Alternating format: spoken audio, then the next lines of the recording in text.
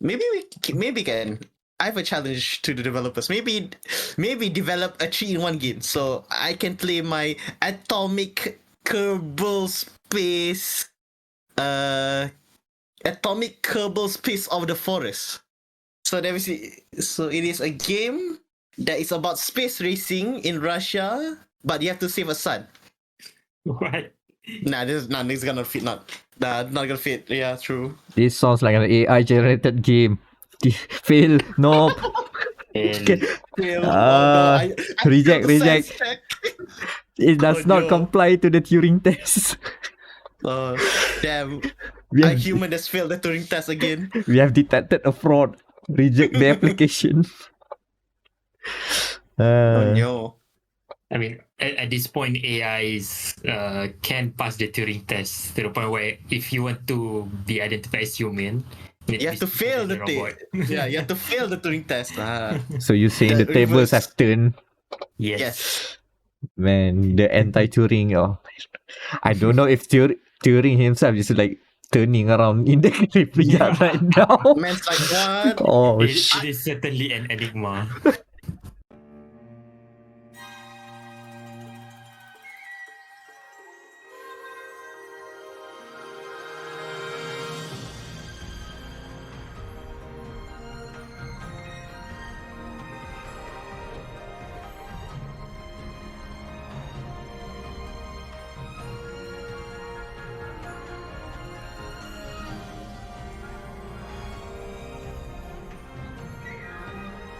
I mean, I haven't tried ChatGPT or any other AI tools yet, so yeah, I don't know. Kind of stupid though. I'm kind of dumb on that as well. Like, I mean, people will say, "Oh, it's life changing." Yeah, but not now. It's still just a language model or something. And on that note, welcome to dia.log, the Game with this podcast. Welcome to episode 129. Ooh. Recorded on February 24th. 24 to 23. Yeah. Mm-hmm. So, as alluded before, video games are a thing. Especially this week. Yep. Especially not this week, today, right now. Apparently, impressively enough. But I mean, at least it's not like last year's February. I still have like flashbacks. Oh, by the way, last year's February, around this time, I think it is on the 25th last year, Elden Ring release, and we didn't bother looking at that one because there's so many games. It took us 1 year to play that game. What else launched? Oh yeah, Ghostwire Tokyo. Yeah, as well. Like, that should be 1 month earlier, but yes, point stands. That was Horizon. Oh, Horizon! I forgot Horizon launched last year. Forbidden West. Apparently, this year there's also another Horizon that has arrived at the horizon. It should be out now. It should be out now. Yeah. PS5, the PSVR is out as well. Yeah, the mountain is called. And we still cannot answer the phone because we don't have the appropriate hardware. Never mind that. But yeah, games are coming out, and we're gonna talk about one at least that just came out pretty soon. But before that, introducing the panel, we have Danial over there. Yo, Soro. And on the other side is Anan. Konnichiwa.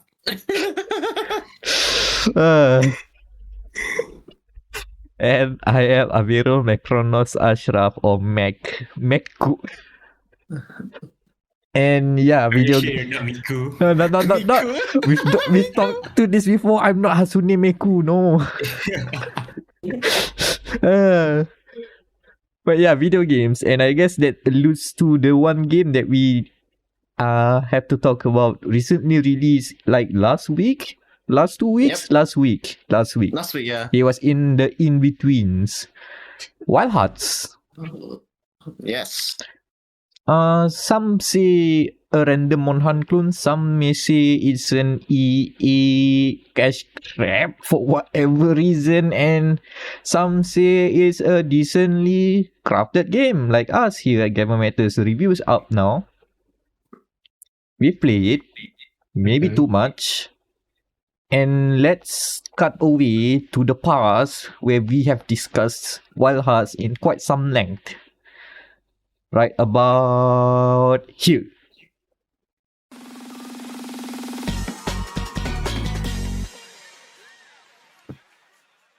So this is Meck, Danial, and Anan from the past talking to you in the future. But that would be the present. Is that time travel? That's how time travel works, right? I don't know.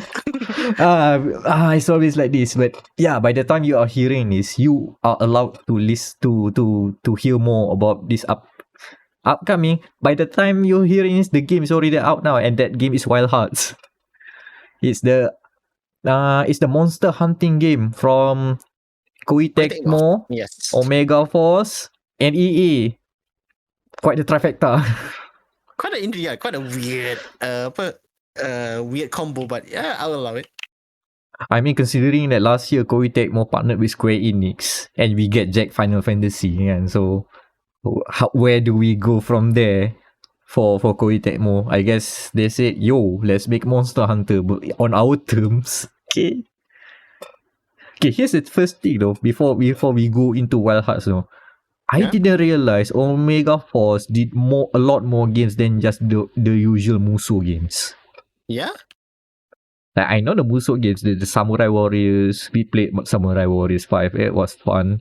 The Dynasty Warriors. Yep. But mostly I remember mostly the Musou games, especially the one game that I cannot remember the number because the Japanese numbering and the English numbering are different. But the one game where they tried to go open world and it just sucks as a result.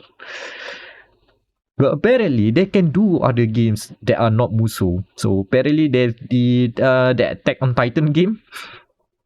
Interestingly enough. And also they've made this other game called Tokiden. If some people may have played that. Tokiden. Tokiden Kiwami. Oh yeah, they also use the Kiwami for their remaster. You know what Tokiden is? It's a Monster Hunter game. It's a Monster Hunter game, yeah. So this is not an entirely new thing. They have been making a Monster Hunter-esque game. But this time with Wild Hearts, EA gave the budget. Like big money budget. They are saying like, this is supposed to be an EA original under EA Originals, which supposedly before this are reserved for indie titles. This time, but they have made the marketing perfectly clear. No, this is a AAA game. This is of AAA quality. And you can look at assets and woohoo. Yeah, this is next gen game. To the point that running this game on PC can be a little bit but we get to bothersome, there. Bothersome is a good word. So, between us, I've been playing Wild Hearts. Danial, you've been playing Wild Hearts. Yep.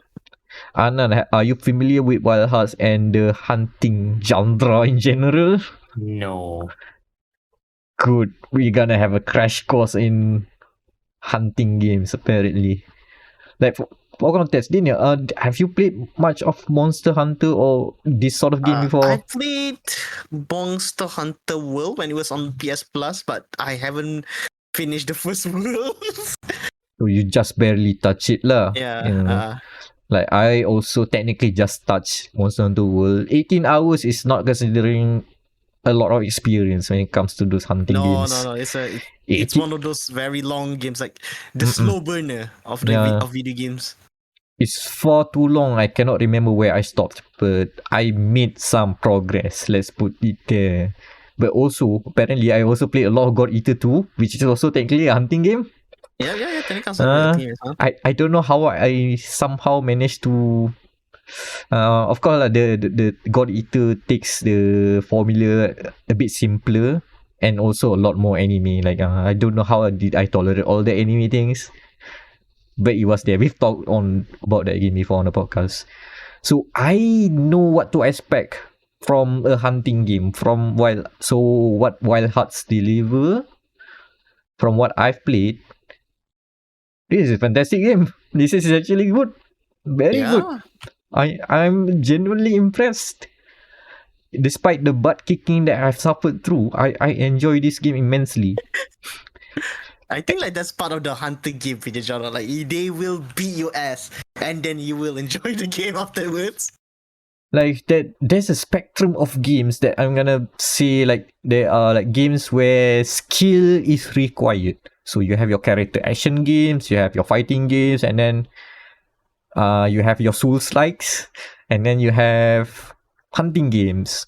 So a lot of these games require mastery, not just the input, but also understanding what is being portrayed at the front, as in you gotta learn the patterns, you gotta memorize those stuff, you gotta the stats are not just there for big numbers. You have to understand how the numbers work and min max correctly. Like that's the sort of game hunting games are, and Wild Hearts ticks all those boxes.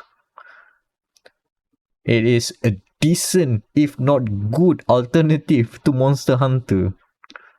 Whether World or Rise, I do not know lah, but in general, it's there.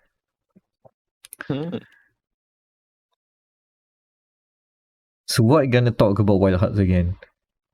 I guess we can just talk about their biggest selling point besides it being a Monster Hunter game, which is the crafting. And it's not what you think. I can tell you that.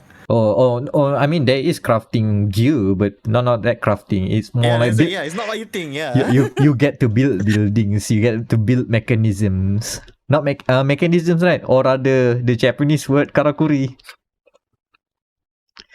The karakuri system. Yep. Literally.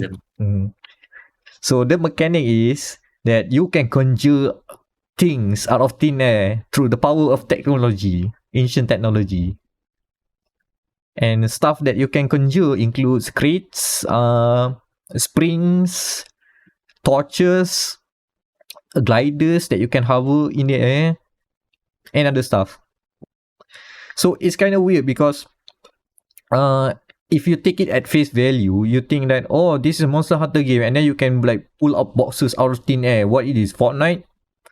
In some ways, it kind of feel like that, but the way it works doesn't feel like a gimmick. It feels part of the tool set. Like it feels like you need to understand how Karakuri works to actually optimize your hunting efficiency, because when in a hunting game, it's all not just about the clear.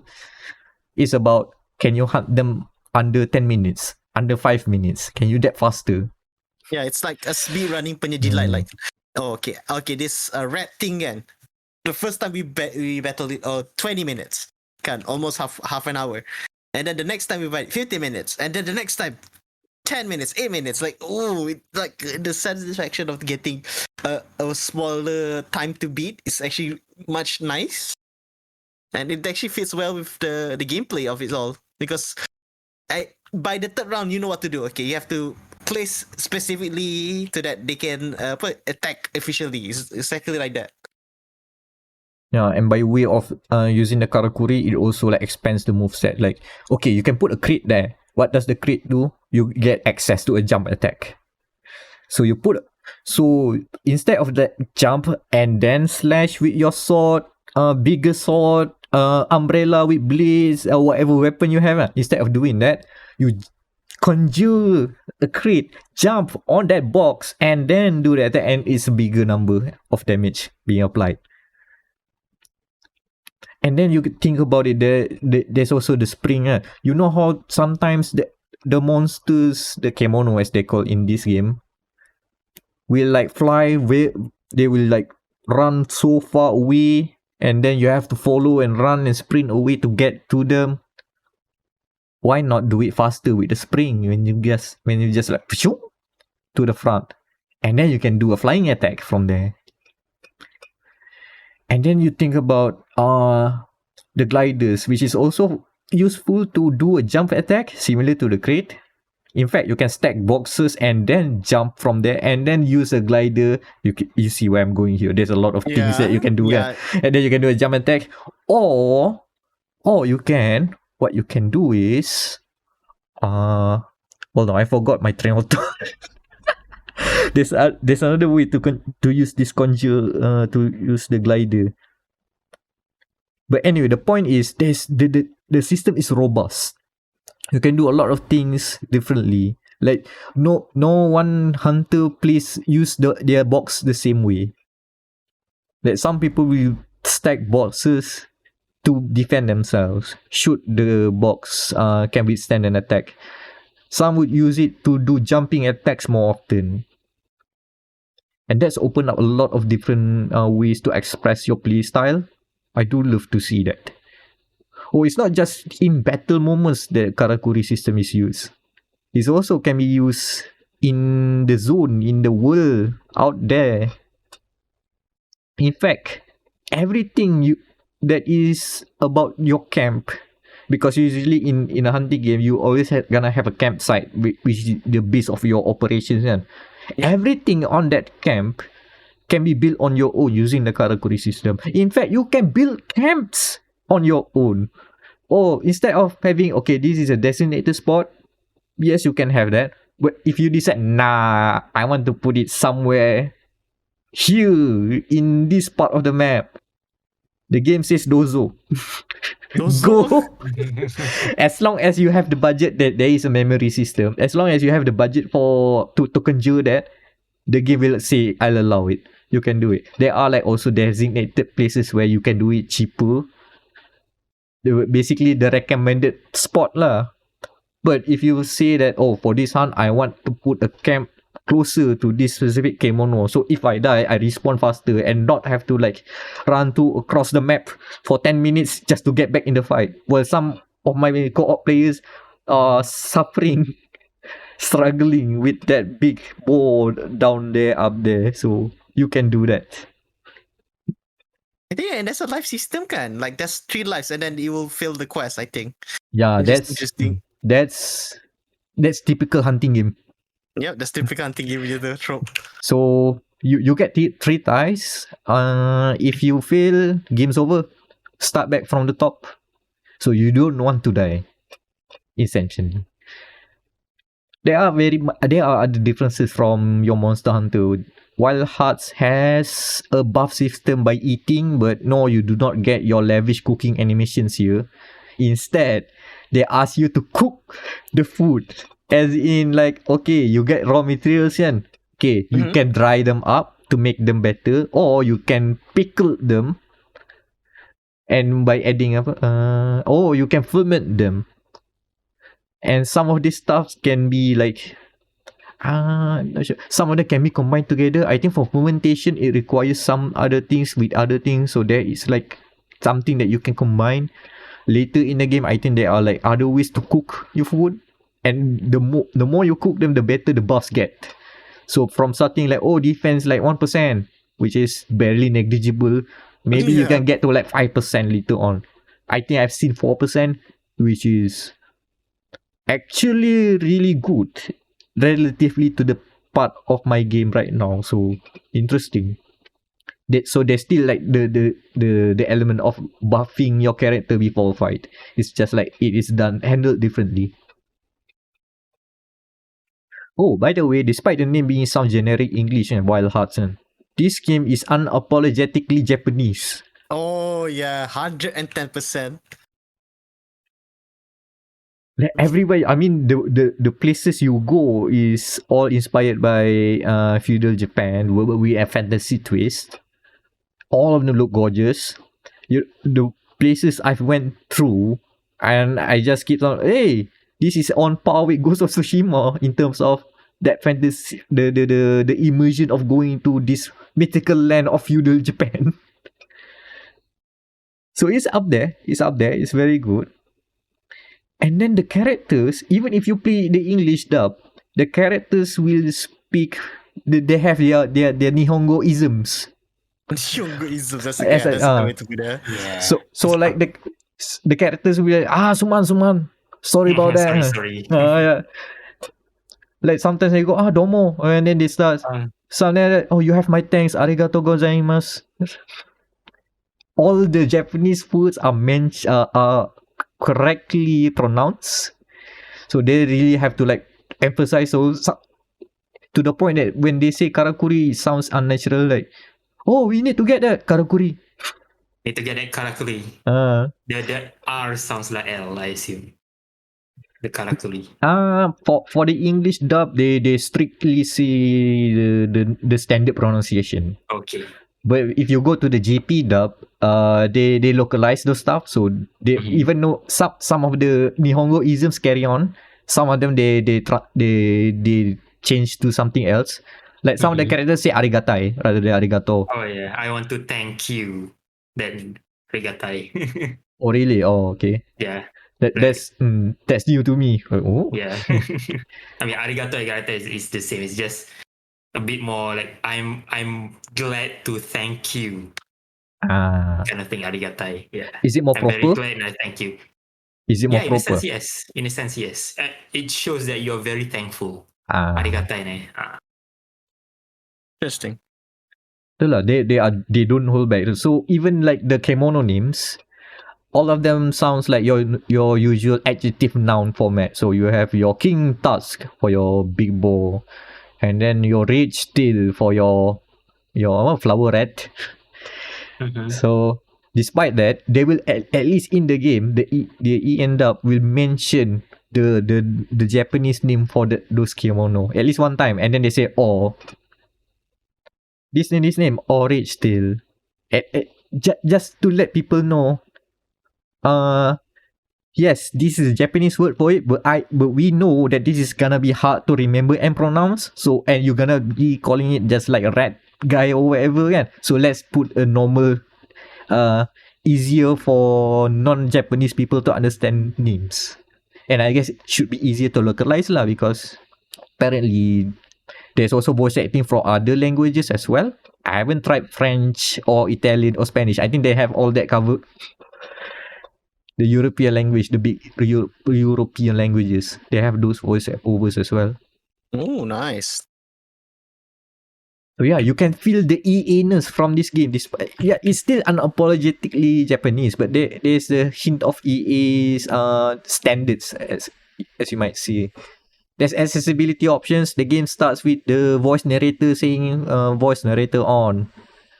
That's now standard accessibility option. So yeah, that's pretty good. Yeah, really good. There will be people that make use of it and they are grateful for that. So it's fine. Other than that, I don't think EA mess around with the core game. So everything feels Monster Hunter. Feels, well, maybe not Monster Hunter. I mean, it fits that hunting game genre that they aspire to make. So. Oh, by the way, if you're asking, are the monster fight hard? And I will say very much. Yes, it is. We can confirm. Daniel, how do you find the first few fights when you do it solo? I'm kind of glad we have our Calico punya type friend, which is the Tetsukomo. Tsukumo. Tsukumo, yeah. It is like a robotic thing instead of a Calico cat. And it's like they have saved my bacon many times. Yeah, you have your Calico equivalent if you play solo. Like for me, I have some experience with these sort of games. Like the Kemono are rated by star, so 1 star, 2 stars by difficulty lah. The 1 star Kemono, okay. 2 stars. Okay. Okay. I can feel a bit challenged. 3 star, oh god, no. 4 star, my goodness. 5 star, and please help. Taskete. Gonna get that co-op. Smoky. On game.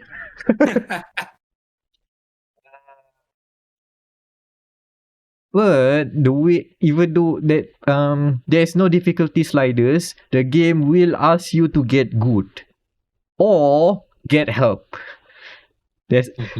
Everything is easier when there's another person playing as well. So you can call in co-op anytime, either by having host a session or just call in like ask for assistance as you call it in the game. So some random people can join in and help in if they are available.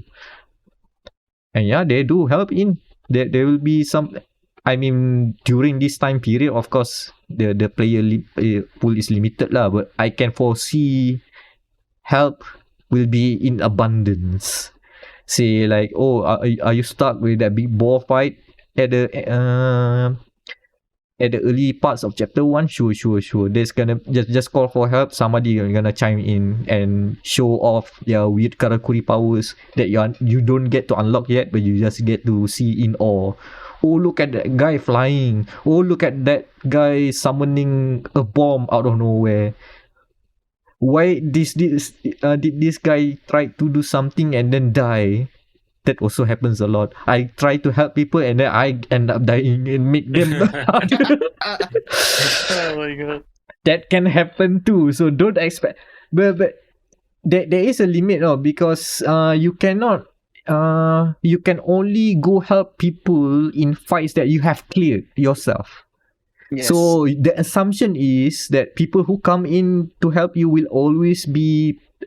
They have at least attempt and cleared. They have suffered. They have suffered what you're suffering right now. They have suffered, but that doesn't mean they are good. Yeah. Still, they still. But at least it's not like putting random people who don't even know how to play. So, which is actually a good thing to do. So there are limits. Oh yeah, there's also a whole story about the game as well. Like apparently there's also world building. I learned about the lands of the place we are in is called Azuma in the eastern lands, as they mentioned it. Azuma literally means east. Ah! Oh my god. Okay, now it makes sense. And then they are like you get to learn from people what are out there, what's from the west, what's from the north. Oh yeah, there's a Sengoku style thing that is happening outside of there. Wars are happening. Samurai are fighting each other while leaving places with kimono into ruin. Okay, so there are politics here. Okay, cool.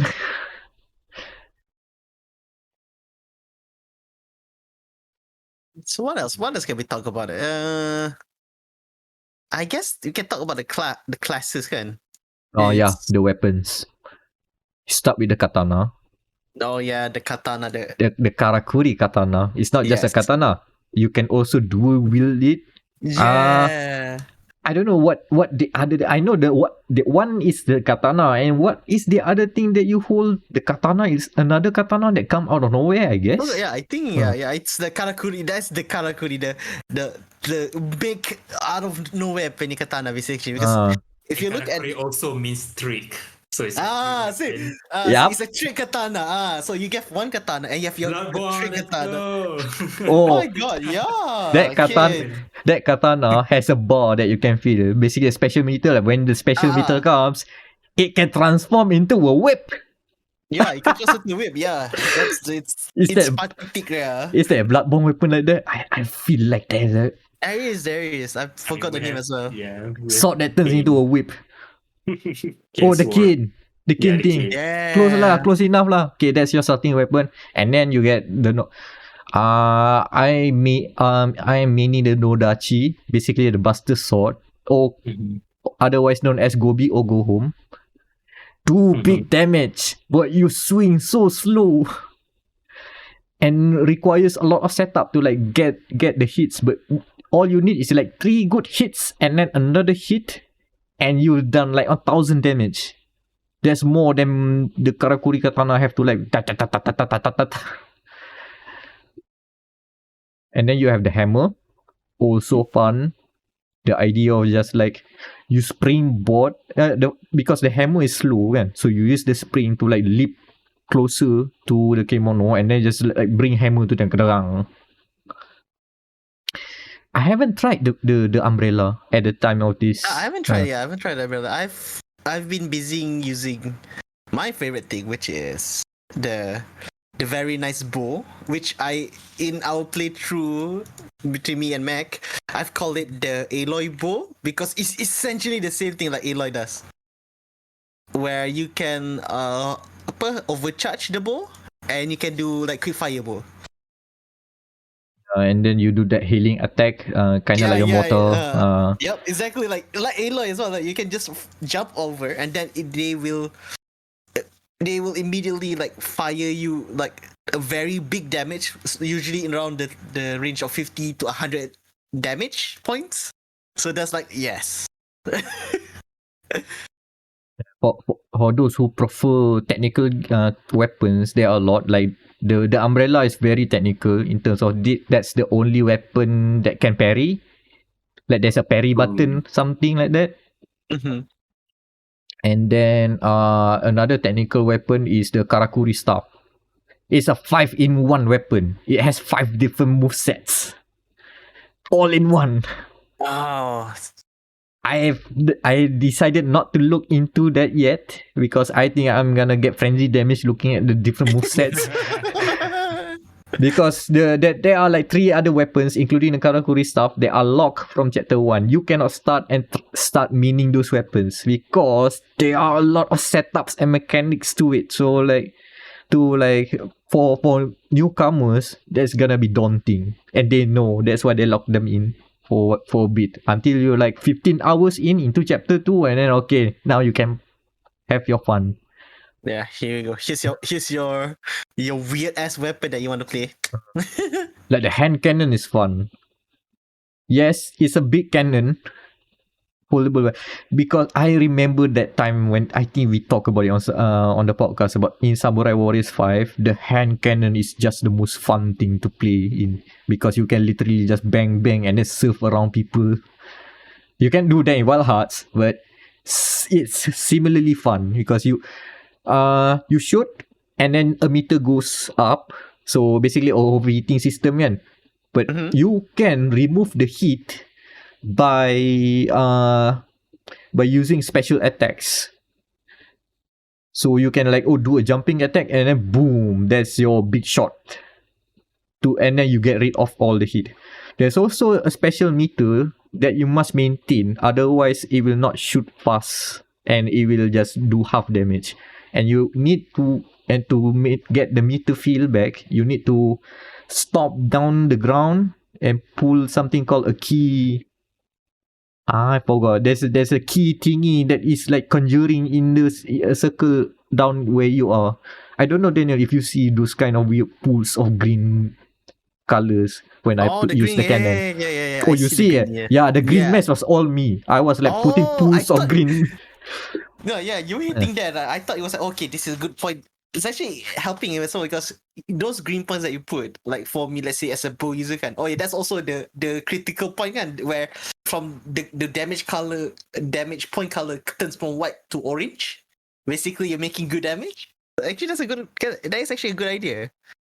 Like the idea is, like you know how you can remove the heat kan. Another way of removing the heat is to blow it as a mortar strike. And if it lands on the kimono, it lands in the kimono, do damage lah. But if it doesn't, it'll just like put a new pool of green mist down there. So now you have more places to like basically reload, keep the attack going. And if you somehow get it close to overheating, but not before it overheats, when you draw the pool becomes green and red, and that adds extra damage. And if you go to that pool and then you do the damage and then you reload and then the cannon becomes green tinted because now it does super damage, and then you do there's a lot of things here. Yeah. And that's just the cannon. That's just one weapon that I figured out. And then the hand claw is basically Attack of Titan stuff. What they call that thing? It's a small knife, but it's also can be attached to a monster, and then you can just fly around attached to a wire, and then you can like pull yourself into the monster or pull yourself out to avoid the attack. So you go unga bunga with that lah. Understandably minuscule damage, but you get to hit things a lot. press triangle, square triangle. Yeah, it's called anti-personnel vertical maneuverable equipment. Why is it so fucking long? Or as they call it in the game, the claw pit. Is it good? Just call it claw pit. In Wild Hearts, it's Clawby. I've seen like the people in the review circle keep saying that this is kind of like they lifted the mechanic straight from Attack on Titan game. Yeah. So you know what? Good use. Totally reuse that one. I mean, overall, all the weapons, even though they just 8 yen, all not fun. I need to check the Karakuri stuff just to know how ridiculous the setup requires. But other than that, even the simple Nodachi is fun. You just hit big, go boom. And then the Karakuri system is not just like stacking boxes. You can even like make fusion stuff. If you conjure the right combination, if you do the right Karakuri combo, it will turn into a different thing. If you stack 6 boxes together, it becomes a bulwark wall that can repel charge. Like a big boar, the King Tusk can literally charge you. They telegraph lah. You can see like huffing and puffing like you see it coming. You will see it. But if you don't do anything about it, you're gonna be in a bad time because it will track you from one side of the arena to the other and do beat damage. You're probably gonna die if you don't have the right armor. But if you put the bulwark just in time, or maybe you finagle the ball to like aim at the bulwark, it will repel, probably break down, and then the ball will like jumps up, bounce off, and then topple to their back. It looks like incredibly satisfying, and also opportunity to attack. Go. Oh, if you don't want to spend that much resources because the bulwark requires 6 bosses, why not a combination of spring box, which creates a shield wall which only lasts for just a small amount of time. But if it hits, if a Kemono attack hits there, they will also get that effect of getting bounced over and be toppled off.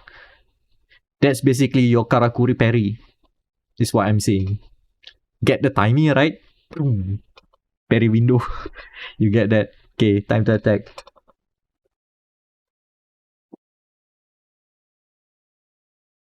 It takes practice lah, because apparently the basic, you have 4 fist buttons. You might thought that just just only 4 things that you can pull. Now there are 6 of them that you will unlock. Then you have to figure out how to map the 4 that you want. So you don't have access to all the Karakuri stuff. Ooh. So there's no like a second layer for you to access. No combination. I assume. Okay. And the worst part is like for me kan, let's try this new basic Karakuri, and then I change the mapping button. And then I try to conjure something because of muscle memory. Oh wait, I don't have that. Oh, the combination is wrong. Oh no. I wasted resources. So that's why I don't say square. I say 6 boxes. Because you can map that crate to any other button. So now there's another layer of memorizing what works for you. It's just, there's a ton of depth in Wild Hearts. Even the Fortnite stuff is fun. Oh, by the way, if you're ever curious of how many boxes you can stack vertically, it's 40. 40 boxes. Don't ask. I will show you. I will show you on the video podcast. You will see the example. Or maybe go to gamermaster.com. There's gonna be some write-up about it. You will know when you see it. You'll see it when you see it. I mean, they say, as one wise person may say, is there a limit to this? Only one way to find out. Oh yeah. Stack it up to the heavens. 1 hour later.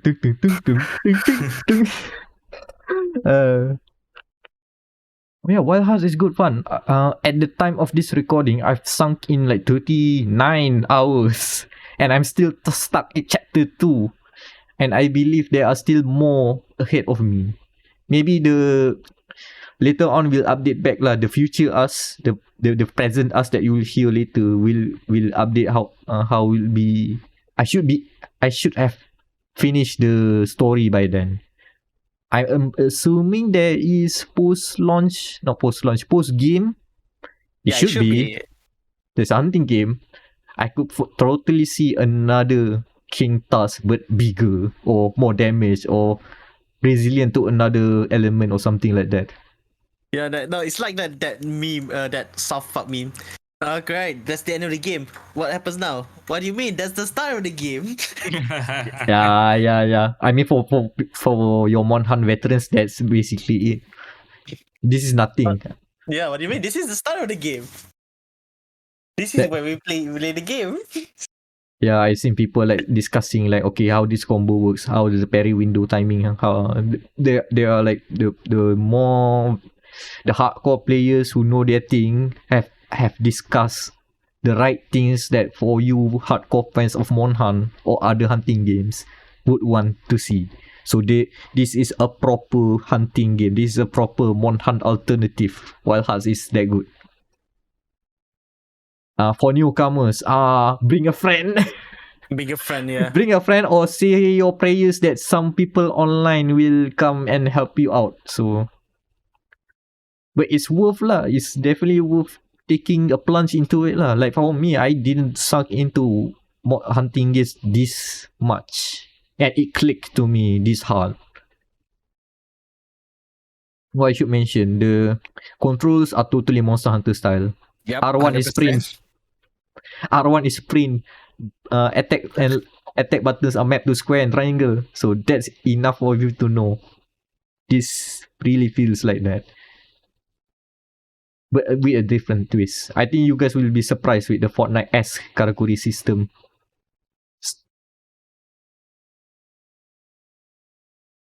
Step Wild Hearts. For now. That's Wild Heart. Yeah. Yep. Yeah, and we'll see. This is already a long talk. We'll see how future us will ramble about how the review pans out. I mean, here we know the opinion. I don't know about the actual Monhan hardcore people are saying. I mean, I can already see some of them. I can have a good gauge of how this review will come out. Yeah, we already see the guys that play Monster Hunter and our friends list are also playing the game. So. Oh, by the way, if you're looking at content creators' game footage when the review comes out, and you stumble upon a character named Aminah, you'll know it here first. That's our cameo. That's a Gamer Matters cameo down there. You might see some other content creators bigger than us. So yeah, Like- that. Oh my god. Yeah, that's about it.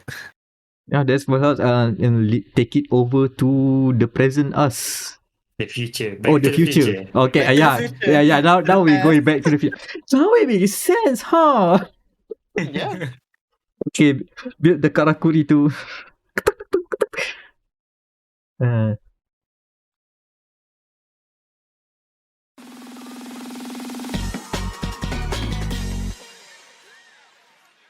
And we're back to the present. Or is it the future? The present. Yeah, there. The future present. The The prequel sequel. Yeah, that was our thoughts on Wild Hearts. Interesting game. Since recording, I think back then it was like 40 hours. Guess what? I've doubled the amount. I ended with the review being done at 80 hours of playtime. Mhm. A lot of the harder parts are extremely hard. You know, we've talked about they were the skill check fights, the hunts. If you haven't been unggam-bugat by the gorilla, by the Donkey Kong, well, guess Yeah. what? There's another Donkey Kong fight later on. And it's The also skill checking. yeah, the unga bunga keeps unga bunga even hard. Oh man. But at least by that time you have more tools to like subdue the kemono so that they don't just like go wild. Haha. But seriously, the karakuri stuff is like not only just not even a gimmick, it's something that you really need to use by the end game.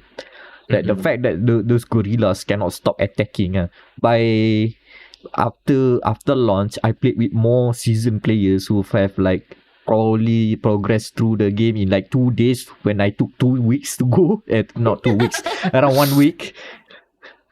They've managed to caught up with me, and I see how they play lah. And most of them like spamming crossbows. Oh yeah, crossbows, which is technically introduced to stop aerial kemono and make them like fall down to the ground. But now you can also like stagger the other big kemonos like your Donkey Kongs, your flaming Donkey Kongs, so they stop unga bunga, and then you get a chance to attack. So yeah, very plenty of creative ways to play Wild Hearts, which is what I think. Yeah, well, Quite wild. Daniel, have you tried the unga bunga fight yet? I haven't, because as you can hear later on. I see. Look, we and a friend of ours have proposed a shoot squad, a gang squad where you go fight the gorilla and we hang back together at the back with big cannons and see you suffer. But we'll do damage. We still do damage at the far. But you aggro the monkey. Yes, the bit. It's up. Someone. I mean, do you want the guys with the gun to be aggroed? They need to sit at the far back and do their stuff. And by stuff, I mean, going Super Saiyan with the cannons. No, really, you can go Super Saiyan with the cannons. It glows green and red if you time it correctly. Like, even then, I still haven't like tried out the weirder, the more technical weapons. Never tried. There's a karakuri stuff, and it's a 5-in-1 bundle combo of a weapon. I think there's a great sword in there. There's also some bleeds or whatever. But yeah, it's a 5-in-1. You have 5 movesets in one. Like, incredibly technical. Some people who have played too many Monster Hunter games will love that. Apparently, I do at least know one person that loves that. So, but interestingly, I've been looking at the reception outside of the reviews and stuff, and people are not like grabbing into it as much as I hope it would. Because of the obvious one thing lah, PC performance is that's a Koei Tecmo. It's a Koei Tecmo thing. Yeah, it's a Koei Tecmo thing. I'm sorry. Koei Tecmo thing. It's a shame that people are conflating Koei Tecmo's PC blunders with EA's reputation. Because everybody wants to hate on EA because they are the money grabbing, DLC selling kind of company. Everyone knows how evil EA is, but this is one of the things that EA is not at fault. They done the marketing. Just let the man kill a lot of people, but not this dog, okay? Not this dog. Not that one. The reception hasn't got into Wild Hearts yet. It doesn't help that a lot of the people who play Wild Hearts on stream are all sponsored by EA, so more skepticism lah. Mm-hmm. But I think over time people will come around and think of Wild Hearts as a decent enough alternative to Monster Hunter. It's not going top dog. It's not gonna replace Monster Hunter anytime soon. Monster Hunter is in very good state right now. You can play World and Iceborne as well as Rise and Sunbreak. Both are good still. But Wild Hearts is there if you want something weirder and more, I would even say, I dare say, challenging. Challenging in terms of, oh, they're gonna punish you if you don't spec correctly. They're gonna punish you if you don't have the right buffs. They're gonna punish you if you forgot the elements that you those kind of things lah. So If you don't Fortnite, you will die. oh yeah, Damn it. tactical Fortnite is the thing. Oh, you know the fun thing about tactical Fortnite thing? I've reached a point. This is like playing with randoms. That because you know there is a limit to how many things that you can conjure. There's a threat limit kan. Threat not as a threat as in threatening, but threaded. This is a threaded. So that thing. I've seen a lot of instances where people are trying to create the fusion karakuri, which has a specific recipe.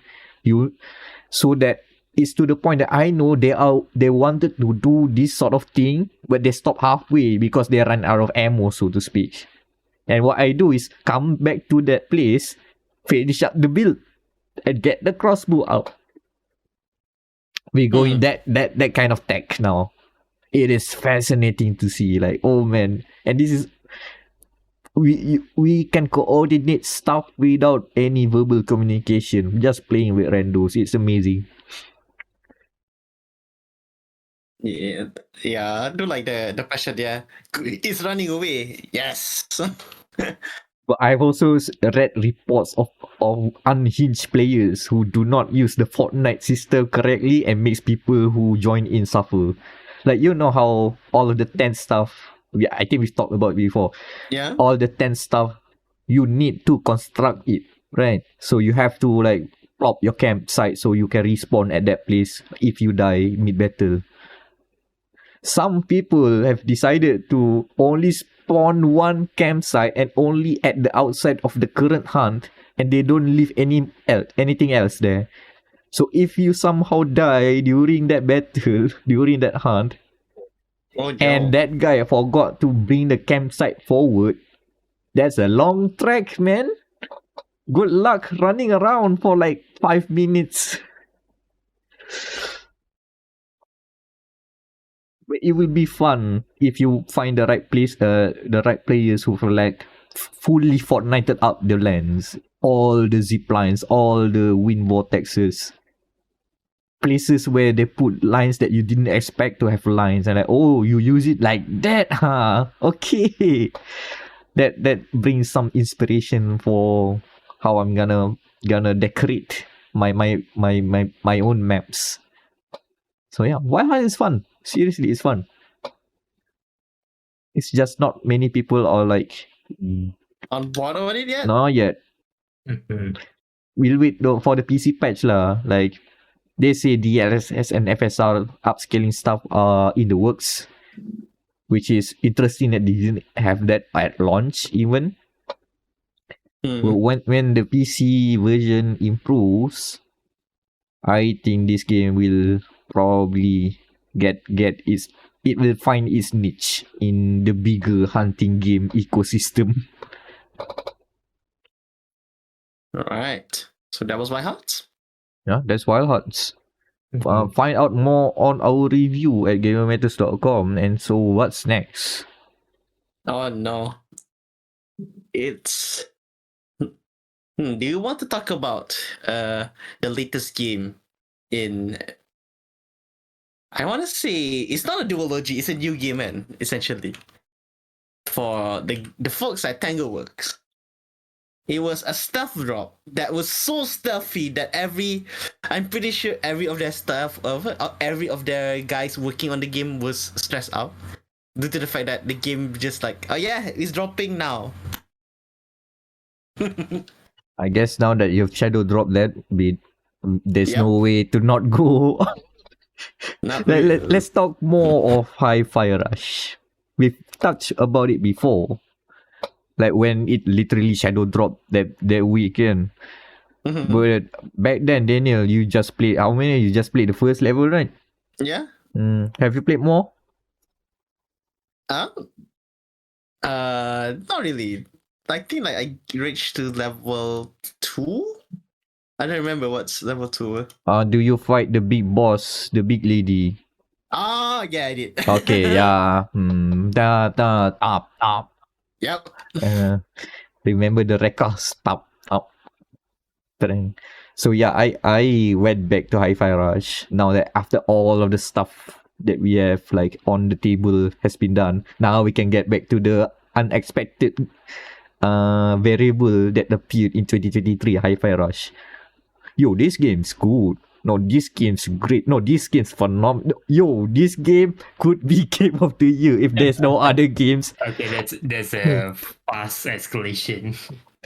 Like man, like the first level gives a good overview of what to expect or where the game wanted to be, right? It's a rhythm action game. It's a beat-based beat 'em up, if you want to call it that. You literally you are not, how do you say it? You are very much rewarded for staying on beat, being in the rhythm, pressing the buttons when the drums hit. But it's all played as a character action game with your light attacks, heavy attacks, combos. But what I didn't play, didn't know, I didn't reach before is that the game, like any proper character action game, has a parry. Oh, there's a parry. And you know what? That's fun, yeah. You know what? The parry works on beat. You parry on beat. And this makes Hi-Fi Rush one of the easiest games to parry attacks. You can just spam the B button, tap, while waiting for, the attack is properly projected, so you can hear and see the animations when it's coming. But if you just want to like get ready for the proper timing, that is easier because you know that proper timing is on beat. That's all you need to do. It's not like you have to wait for the specific animation to play and then adjust the frame timing where the iframe is. No. Just press the button on the beat and you Gucci. I have parried more than 100 times easily. But more times in any other action games, and now I feel like a rock star. Like, oh shoot, this is what people playing character action games have their high. I get it now. Because timing parries are hard, especially when everything is popping off on screen. In fact, when I play Hi-Fi Rush, I barely move I barely know where my character is. It is like lost into the many stuff. But all I do is just maintain pressing buttons on the beat. Just dash on the beat, parry on the beat, do the combos on the beat. Somehow you'll get back some health because I think I put some passives that can bring back health by doing those stuff. And despite all the damage I've taken, I'll get back health. And I'll probably just power through the encounter. Still end up as rank. Because the rating system doesn't care if you take how many damage. Or is it? Maybe lah. The score, usually that is broken by 3 parts. The score, as in how varied your combos are, and probably it takes account of how many hits that you've taken as well. Usually I don't get that as S. That usually an A or the B. Where the other two, which is how fast you clear the encounter and how much on beat you are, the just timing, as they say. That one's easy S. So usually I can clear all the encounters A rank, S rank easily. Just because I know how a metronome works and I can stay on that rhythm. It's not that I know how to do the combos. I keep pressing the same buttons. X, X, X, Y, X, X, X. But man, it works. I mean, I can see the score counter kan. It says like, oh, repeat. So the multiplier is decreased. Score is lower. Who cares? I'm still on the beat. I'm still doing 6 stuff. Yeah. But yeah, the parry, I should mention, one of the things within the parry is, do you guys know Space Channel 5? No. is a rhythm game by Sega in ways that what you do is a Simon Says kind of game where you follow along someone that is doing an action, and then you press buttons according to that beat of the action. So you choo choo choo choo choo, and then choo choo choo choo choo. You press like that as well, which is weird because in the context of that game, I think you follow a space reporter with a gun, and then she has to for whatever reason to let them know how they attack, and then attack. The context is weird, but the presentation is goofy and you don't care. But in Hi-Fi Rush, the context is much more, I say, not reasonable, much more logical, maybe? Yeah. Because they project that thing, you still have to listen to the beat top, and then you repeat back because you want to parry that attack. Because that attack is on that specific beat, and you parry them all by repeating that pattern. Yes, it shows visually how to do it, and also if you want to just go by audio, also can, which is how I do most of the parries. It works. And to top it all off, to really hammer in this concept, you have a boss battle that is just the parries. Ooh. It's a 1v1 fight.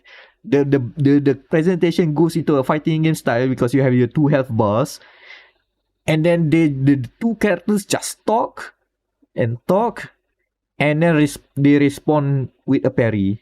All you do is parry her attacks.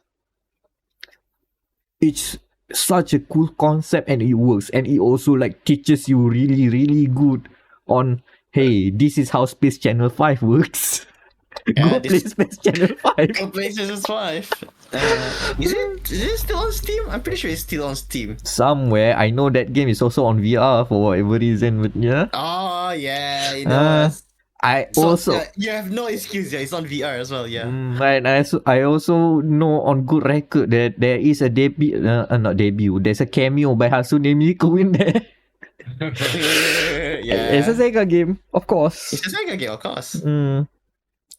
But Hi-Fi Rush is not a Sega game. But yeah, the other thing that caught me not off guard, but rather that it sold me on Hi-Fi Rush is that the way it uses all of the licensed songs.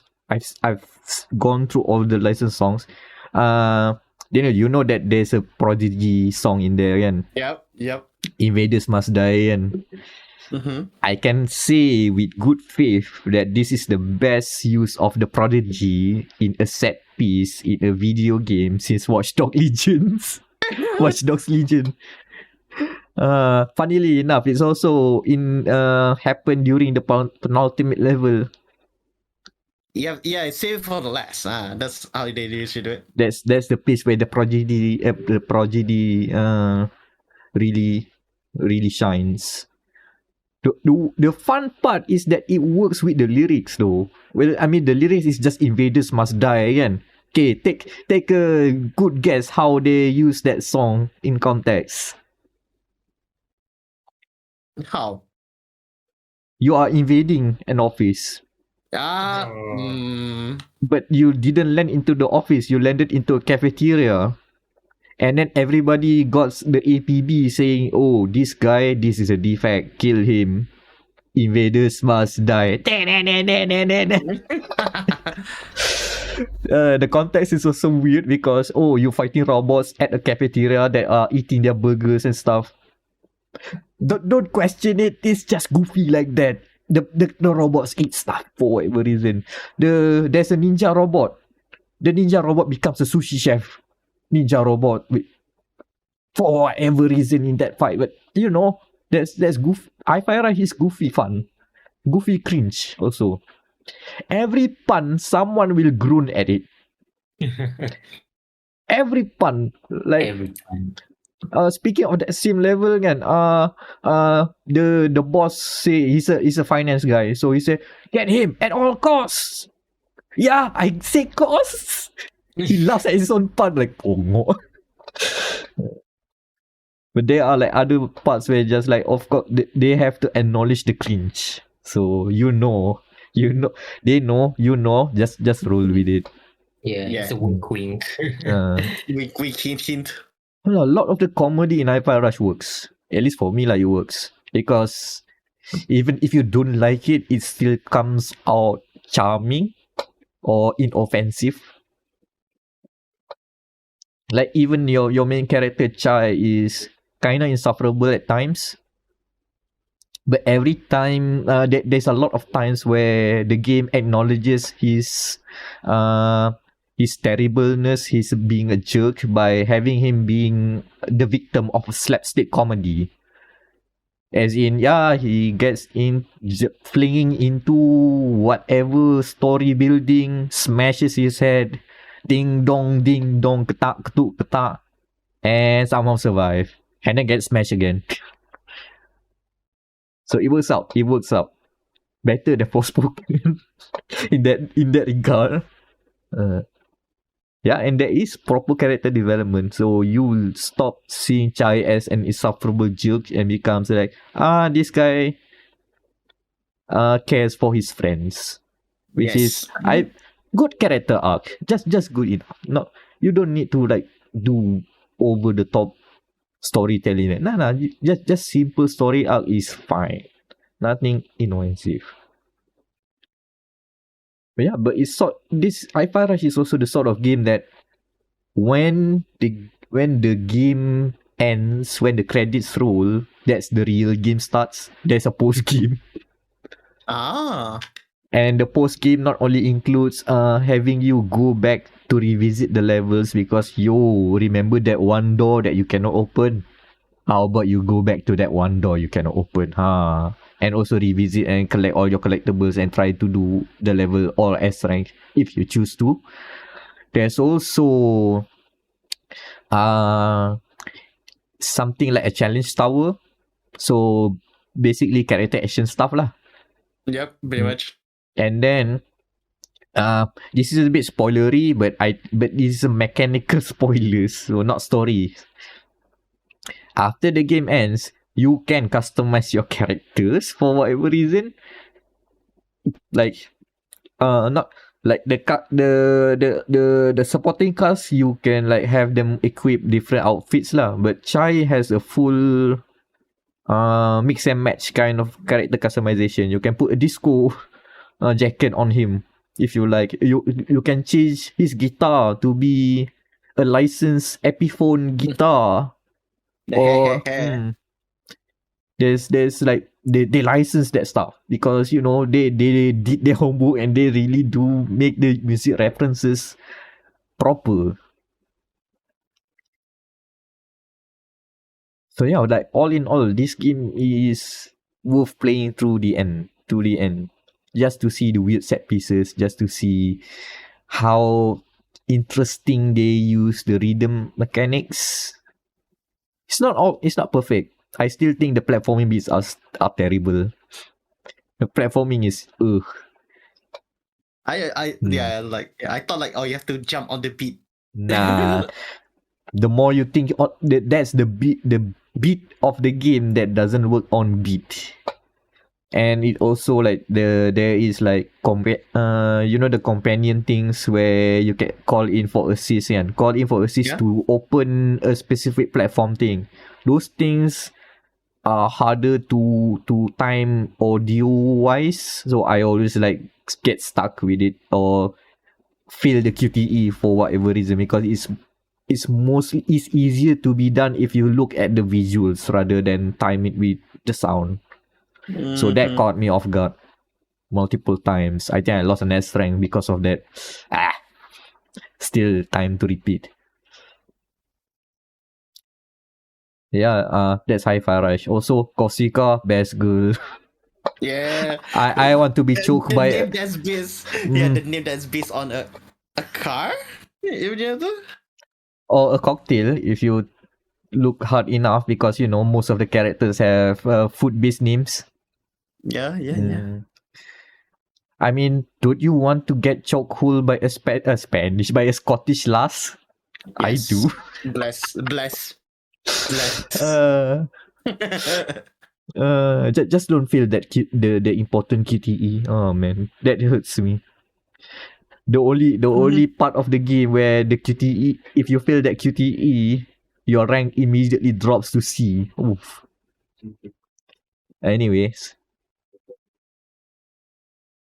All right. So that was Hi-Fi Rush. You can play it on Game Pass right now. Yes. Just awesome. It's also Everyone very can play cool. Game of the Year. Yeah, already a contender. Contender. And it's only February.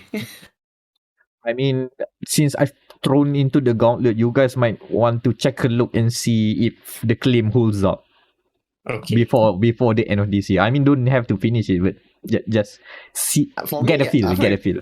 I got a feel of it, and I already enjoy Yeah, what I same. see.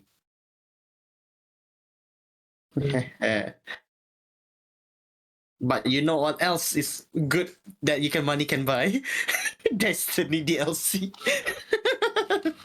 Oh boy.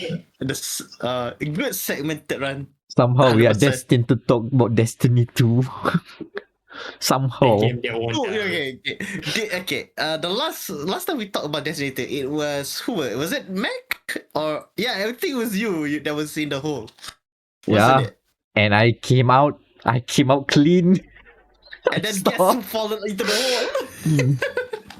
Not me. Yeah, it's me.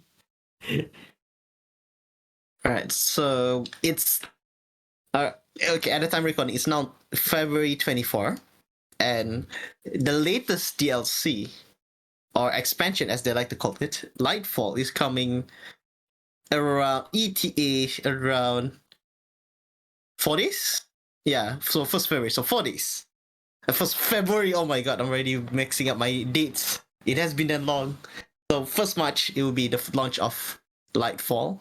It is set in Neptune, because apparently we haven't explored Neptune, so oh no, there's a cyberpunk city there in Neptune. Of all things, And- suddenly Cyberpunk yeah. is not something I have in my Destiny bingo card. If I have to be frank, I did not expect this turn of events. What are you expecting? Medieval times? Okay, we did. All right. Just before we talk about my vehicle, okay, we have Moon. We have Antarctica, which is Haunted Moon. Haunted Moon. Uh-huh. Antarctica. Was it Mercury or the Space Egypt? Space Egypt was Mercury, yes. Mercury, right? Okay, yeah. And then Cowboy Town Mars. Yeah, Cowboy Town Mars is yeah. Yep, Cowboy Town Mars. And Arctic and Cowboy then- Town Mars. Yeah, Arctic Cowboy Town Mars. I love that one. And what is Earth? Earth is just Greenland. Yeah, Earth is just now reduced to Greenland. And that's about it. So this one, it's Neptune, Cyberpunk Neptune. Okay, wait. Okay, we can talk about Witch Queen. Witch Queen is, I want to say gothic. Yeah, it's gothic, right? It's very gothic. Its design is very like, ooh, look at this. This, if HG Geiger sees this, he'll like, somebody understands me in the context of a space opera. Because technically Destiny is a space opera at this point. Like, goddamn, have you not seen, Meck? Have you seen the 400-page description of Destiny so far? There's a 400-page description of Destiny so far. Yes. So that's the best part so far. It's only 400-page. But I am familiar with the works of the law keepers of Destiny 2. That is the many content creators that keep tracking all the law stuff. Yeah. So far, I- it's 400 pages. Yeah, it ends with spoiler if you haven't seen the new trailer for Lightfall. The Traveler has done Destiny 1 logo, if that makes sense. Oh yeah, the Destiny 1 key art is actually a thing. A foreshadowing.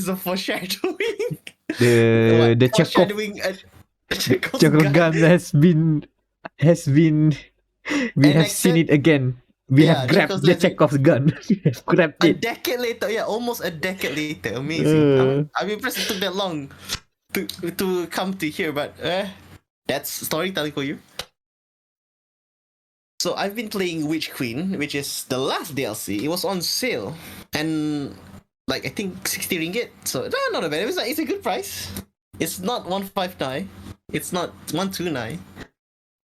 And it's basically the last DLC that kickstarts it kickstart whatever happening right now in Destiny before Lightfall.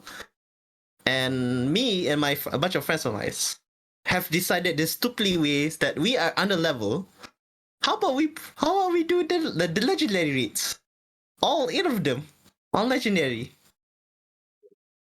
And okay, I have to without proper gear. Without proper gear, yes. Okay, so without proper gear one, and we are under level by I think it is supposed to be 1590. So basically the level cap. Yeah, you have to be at the level cap to play this. Now we're playing it. I'm playing at 1570, while my friend is 1540. Somehow we have passed three raids out of the 8. Okay, looking by at sheer luck. okay, the way the power numbers in Destiny 2 works now doesn't feel as staggering because the numbers are very much they kept it in check. They don't raise it by like 200 or whatever. It's only like a bump of 20 or something like that. Very little. Yeah, so it's just, I think like the power season is now 1590. So yeah, okay, that's it. Good. We are good here. And okay, so we have done 3 out of 8. My team. Guess how many hours death took? Let's say 45. 45 minutes or sure. Oh, what? Do you mean that? I thought it was total because total is 45 hours. Yes, so far you're correct. Yes, that's so far 3 raids, 45 hours. Okay, on the money. What's the fastest record of clearing a raid in Destiny 2? Okay, I think let me check. The hardest one so far. The hardest one, yeah. I think the one example is mission 2 out of 8, which is Ghost. This is the hardest one because if you see the run for Destiny Witch Queen, this one is basically a Dark Soul boss with different layers that you have to like break its shield so that you can do damage to it. Like crazy ass stuff. Okay, so the fastest mission of Destiny 2 on Master. So this is basically legendary or Master as some call it. Oh yeah, 32 minutes. No wait, 18 minutes. Well, I've done that. I think around 3 hours and 50. Yeah, 3 hours is correct for me. I mean, 3 hours over the course of 3 days. So technically it's 9 hours. Yeah. But do you guys are prepared with the mechanics already, or you also learn? Yeah. By the third day, by the third and final day, the last 3 hour run was like, okay, now we know what to do. Okay, go here. Okay, so you guys also learn by the seat of their pants. So that also take accounts of how because the raid mechanics are proper raid mechanics. You really have to like figure out the puzzle. I think we've talked about this before, but for those who do not know, there's a lot of stuff like, okay, there's a lot of like puzzle solving required and also like team coordination. Yeah. Like my favorite raid so far out of all of this is actually an older raid. It's at the Antarctic cowboy town that is Mars. It is the raid of the pyramid raid. I forgot what's the name, but it's the pyramid. So you have to climb up. So you have jumping puzzles, and then you have to light up the switches. So 3 different places, 3 different individuals have to do that, and then we convert into one location so that we can fight the mini boss, and then after that we can climb up. Which all ends with we have to climb down while the main boss is attacking us. Like, oh my god, what is these layers? Holy shit. That some of the puzzles also require, okay, one guy be the spotter and let us know what to call, and you guys who are in the other place have to do exactly that, or we fail and repeat. Dog.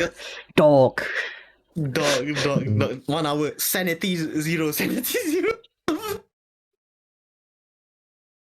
I think the best part is what this exact one, the ghost is the missions, the full name of the mission, is that it has 3 different pathways that with 3 different guardians have to cover. Atau, like you said, Mac, one guy see, okay, where is the boss going? Okay, he's going on the left. Everybody that's shooting go to the right. And then okay, now the guys got okay. The ghost, the boss is not going the right. Okay, everybody go back to the front, and then after we take that out, now we can attack the boss. Like, oh my god, the coordination it took. It's proper team building stuff, man. Yes, it's proper team building stuff. I mean, if you guys came out of there and are out of a raid and somehow do not share any camaraderie, I do not know what kind of person you are. Yeah. You suffer through those that kind of teamwork, yeah. You Yeah. suffer. You're probably gonna be having like core memories develop with your partners in crime. This that kind of experience lah. Like for some people, it's interesting. It's fun. Some people, Yeah, it's fun. You Like, what say- is this? What No. is this? for some people, they say, "No, I don't want to have friends." So just keep that one. Oh, I cannot imagine doing this solo, even on normal difficulty. Like, holy shit, how are you going to time the boss, man? Holy shit, man. And the fact is, I think probably someone has done this solo. Yeah, they've done it. One of these guys I'm looking at YouTube right now. It's 40 minutes solo on master. So basically, yeah, I gotta time it down. I can do it in 40 minutes of flat, or 40 minutes, or this game is free. Like Which is already- clockwork, working machine, no mistakes. The dedication some people are. But that's why people play video games. Some people play video games for that Yeah. thrill. So yeah. And we haven't got like I really love this mission, this specific mission, according to everyone, is the hardest. While the rest is just like, so basically difficulty spike from mission 1, mission 2 goes up top, and then mission 3, 4, 5 just goes down below. So you're saying this is the early Donkey Kong Munga Yeah, equivalent? this is the skill. Yeah, this is the if you're not working together, you're not gonna complete the master rank. The make or break moment. Okay, if you pass this, everything is smooth sailing. If you don't, Yeah. Because we done 3, it was easy. Like, we done this in 45 minutes. Huh?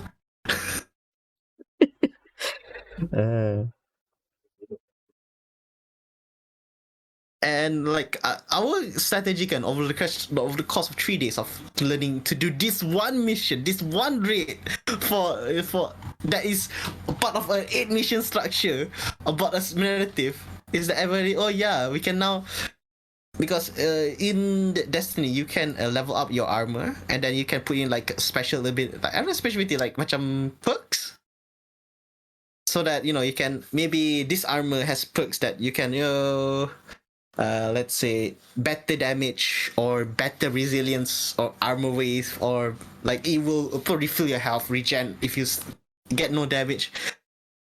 So all 3 of us are now have resilient 105. So basically we are essentially tanks. I know enough still about Destiny 2 to know that number is very high. But do you guys like max it out for that, just for that one Yes. stat? Mm-mm. Again, like oh dude. It's so hard. Like this boss is really good. Like I wanted because we in Destiny so far. I've heard, from my seniors that I've played this game since the launch back in 2017.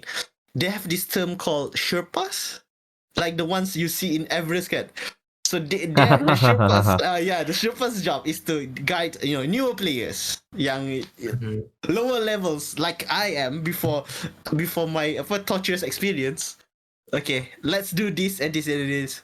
So now I understand. Now I understand why he does that. Like, people need explaining for this one. The folks that do the good job of hopping onto online co-op to help out. Yeah. Sherpas, they call them that. Sure, they call it Interesting. Sherpas. Yeah, that's what my senior calls it. Oh, that makes sense. Like Yeah, everyone, maybe. everyone's like, yeah, that makes sense. Oh, you want to go to the raid Mount You want Everest? The Mount Everest. You want Mount to go Everest to raid? Yeah, Mount sure. Everest raid? Yeah, grab him. He's the guy who have already done that before. Solo, 15 minutes. 50 go minutes. go to Mount Everest 15 minutes. I like the terms. Like this is why Destiny is actually Destiny and Final Fantasy 14 is like the best community for online games because it's the same thing for Final Fantasy 14. Like they will also have this type of quote unquote shupa punya stuff lah. Like okay, I'm doing the let's say like this example my friend gave me. Oh, I'm doing the Nier Automata run. Who wants help? And like there was like a bunch of new players like level 20 out of 60 and before the level cap hits. Oh, okay, let's play the Nier Automata. Man. Took them 5 hours, but it's still fun for them. They defeated I think it was A2. I think the final boss was A2 if I'm not mistaken for the Nier Automata punya FF14. See? It works. To bring back Wild Hearts in this conversation, kan. The hunting games have a lot of this. It's built into the game itself. Yes. Yeah. Since the online stuff is like, oh, you can literally just request assistance anytime. If someone online is probably like not busy and see like, let's help out some people who haven't cleared a fight or just want some help with a fight, or they just want an easy way to get the materials by hopping into some mid-fight battle. You can go there. Help? Yeah. You need help, brother? Yeah. Yeah. the hunter struggling and dying. Yes, please. And then go there and the people who provide assistance was the one to die first. That was me trying to help people with Amaterasu. That was interesting. But hey, I have way too many Amaterasu parts to know what to do with them now. Back to Destiny 2. Right, Destiny 2. With Lightfall coming out next week. I'm not going to take part in the run. They usually, for Destiny 2, for those not in the know, every time there's a new expansion release, there will be a run to see who completes all of the expansion first. I'm not gonna take that. No, we're not gonna finish that in under what? Usually, how many hours did those first in the world run finish? Like an hour, 2 hours? I'm not familiar with World First clears for campaigns, but I know about World First raids. So I have no idea. Maybe let's say 1 hour should be possible. Yeah, for this one, the world's first Valor Disciple. So basically, the whole Witch Queen mission, 7 hours. World's first. Oh, okay, it's long. Okay. Yeah. I think there will be somebody do that 7 hours. Because we don't know. Because Lightfall is new. Well, newish. So I'm interested to see. God dang. Let's see. But yeah, I'm now 1560. 30 points before the level cap, so not bad before the end of the season. And I'm also, there's one thing that's new. Meck, have you played this one? There is like a new mini raid. They call it the Dares. The Dares. No, I haven't touched that. So you haven't played. So for the 30th anniversary bundle or the DLC, there is this thing called the Dares. So it's essentially it's mini raids of 3 basic. It's the sales principle of everything in Destiny. They get 3 raids, 3 bosses, and then you get your reward at the end. But this one, they have streamlined it to the point that you can finish it in under 9 minutes or less. Because first checkpoint, who's your boss? Okay, let's say Taken. All right, fight the boss. Yeah, you have to do this and that, and then second round. And then like do weirdly in the interval between the first boss and second boss, there is a wipe out as punya course, which is essentially the jumping puzzle. So you have to do it like wipe out lah. Not hit the barrier or not hit the ball or you will die, and you have to start from behind, basically the checkpoint pace, and lose a bunch of time for your team. Wipe out the game show, correct? Yes. Okay. I always need to ask that one. Okay, yeah. Yeah, it's not wipe out the racing game, wipe out the game show. I mean, it could be either. Now that Destiny 2 can go Cyberpunk. So Oh no, yeah. I mean, they could do the Sparrow races as wipeout races. You know, it could happen. So and also the other Sony, it could even happen even more.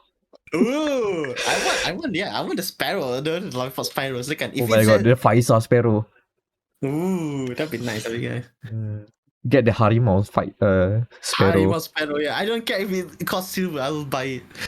Yeah, but yeah, the Dares, his full name is the Dares of Eternity, and it is fun. I've been playing this so much. I think like level to level 10 because there is a ranking system like Crucible semua, and this one just like easy, quick adventure, 10-15 minutes out. Just do kill people, jump here and there, and the best part, the rewards are actually.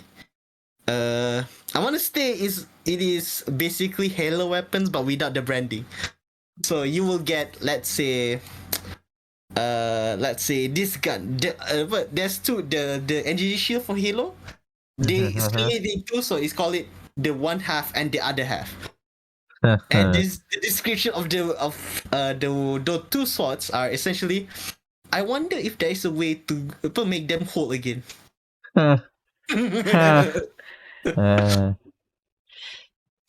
And then you'll get I think the pulse rifle, the battle rifle, which is under the pulse rifle punya category, and you have to do this one Easter egg where you can get to find essentially the M28 Magnum, aka the sniper pistol.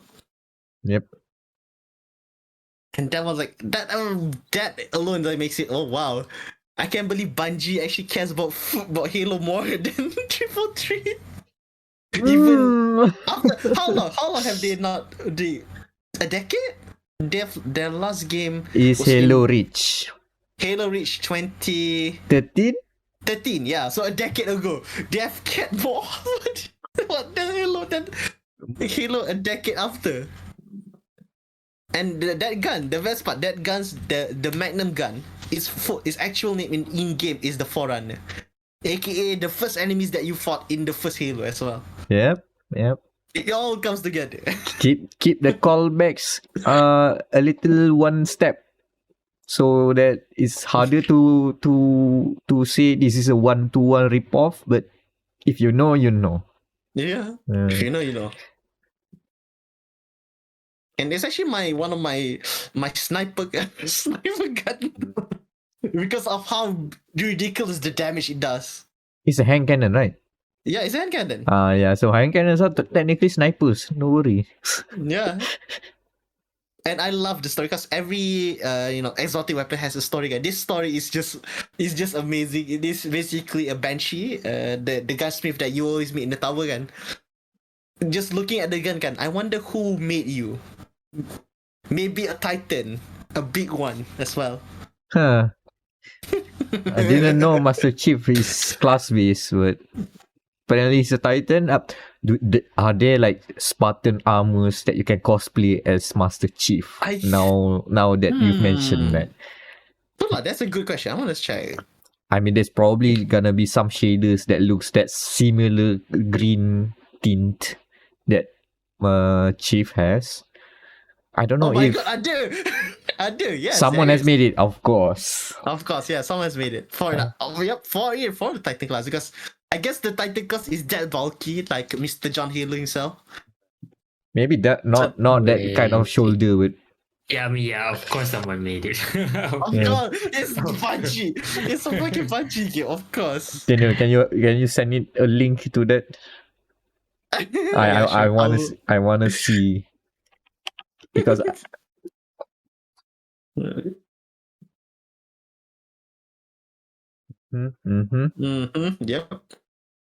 So yeah, that is Destiny. The expansion is coming out next week. So I guess you can get some first impression if I stay in this hole for the next 2 weeks, which I probably am at this point. So you will get to see my first impression of Lightfall. Maybe speedrun the whole thing on normal. Perhaps. Cannot wait. Oh yeah. Before ending, have you seen the trailer at the State of Play, the Sony State of Play? I skimmed Meck. through it because after I know it's Destiny, I turned off. Yeah, What did it add? it What add did it like show? the traveler is now an actual being, not just the bulat, the earth Oh, thing. it's not a circle. It's not a sphere anymore. It's a actual, person. it's an actual person, and they okay. So Fine. the Finally, one of the fight between sphere and triangles comes to the conclusion with their Yeah. their human forms. the human forms. But They've best gone part, the best 2D. part. No, they've gone They've gone 3D. 2D.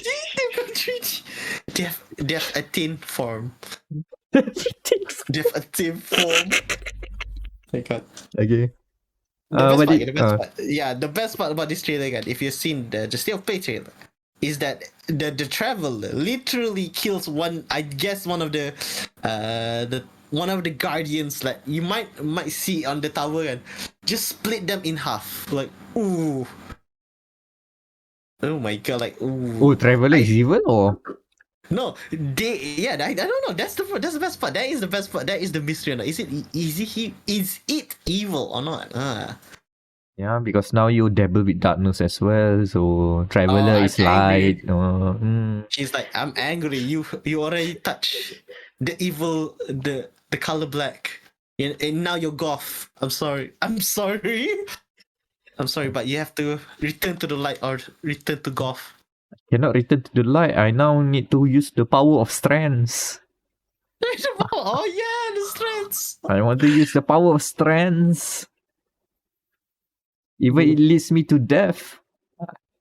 I mean, I can just Yeah. respawn. I can just respond. No. If they are here, if they are now outside, how are we going to respawn? Oh So many yeah, questions. Traveler makes you respawn. But now they're mad because you turned to the dark. Ooh. Okay, so yeah, that'll be interesting. Hoo. That's Destiny talk. Very interesting. So shall we now go to the news? The news. Yeah. All right. So as I mentioned before, that was the State of Play, the PlayStation State of Play, and What's interesting on there? Let's see. Oh, Kami? Sorry. Pami? Kami? Oops, sorry. Pami? Other things. What else?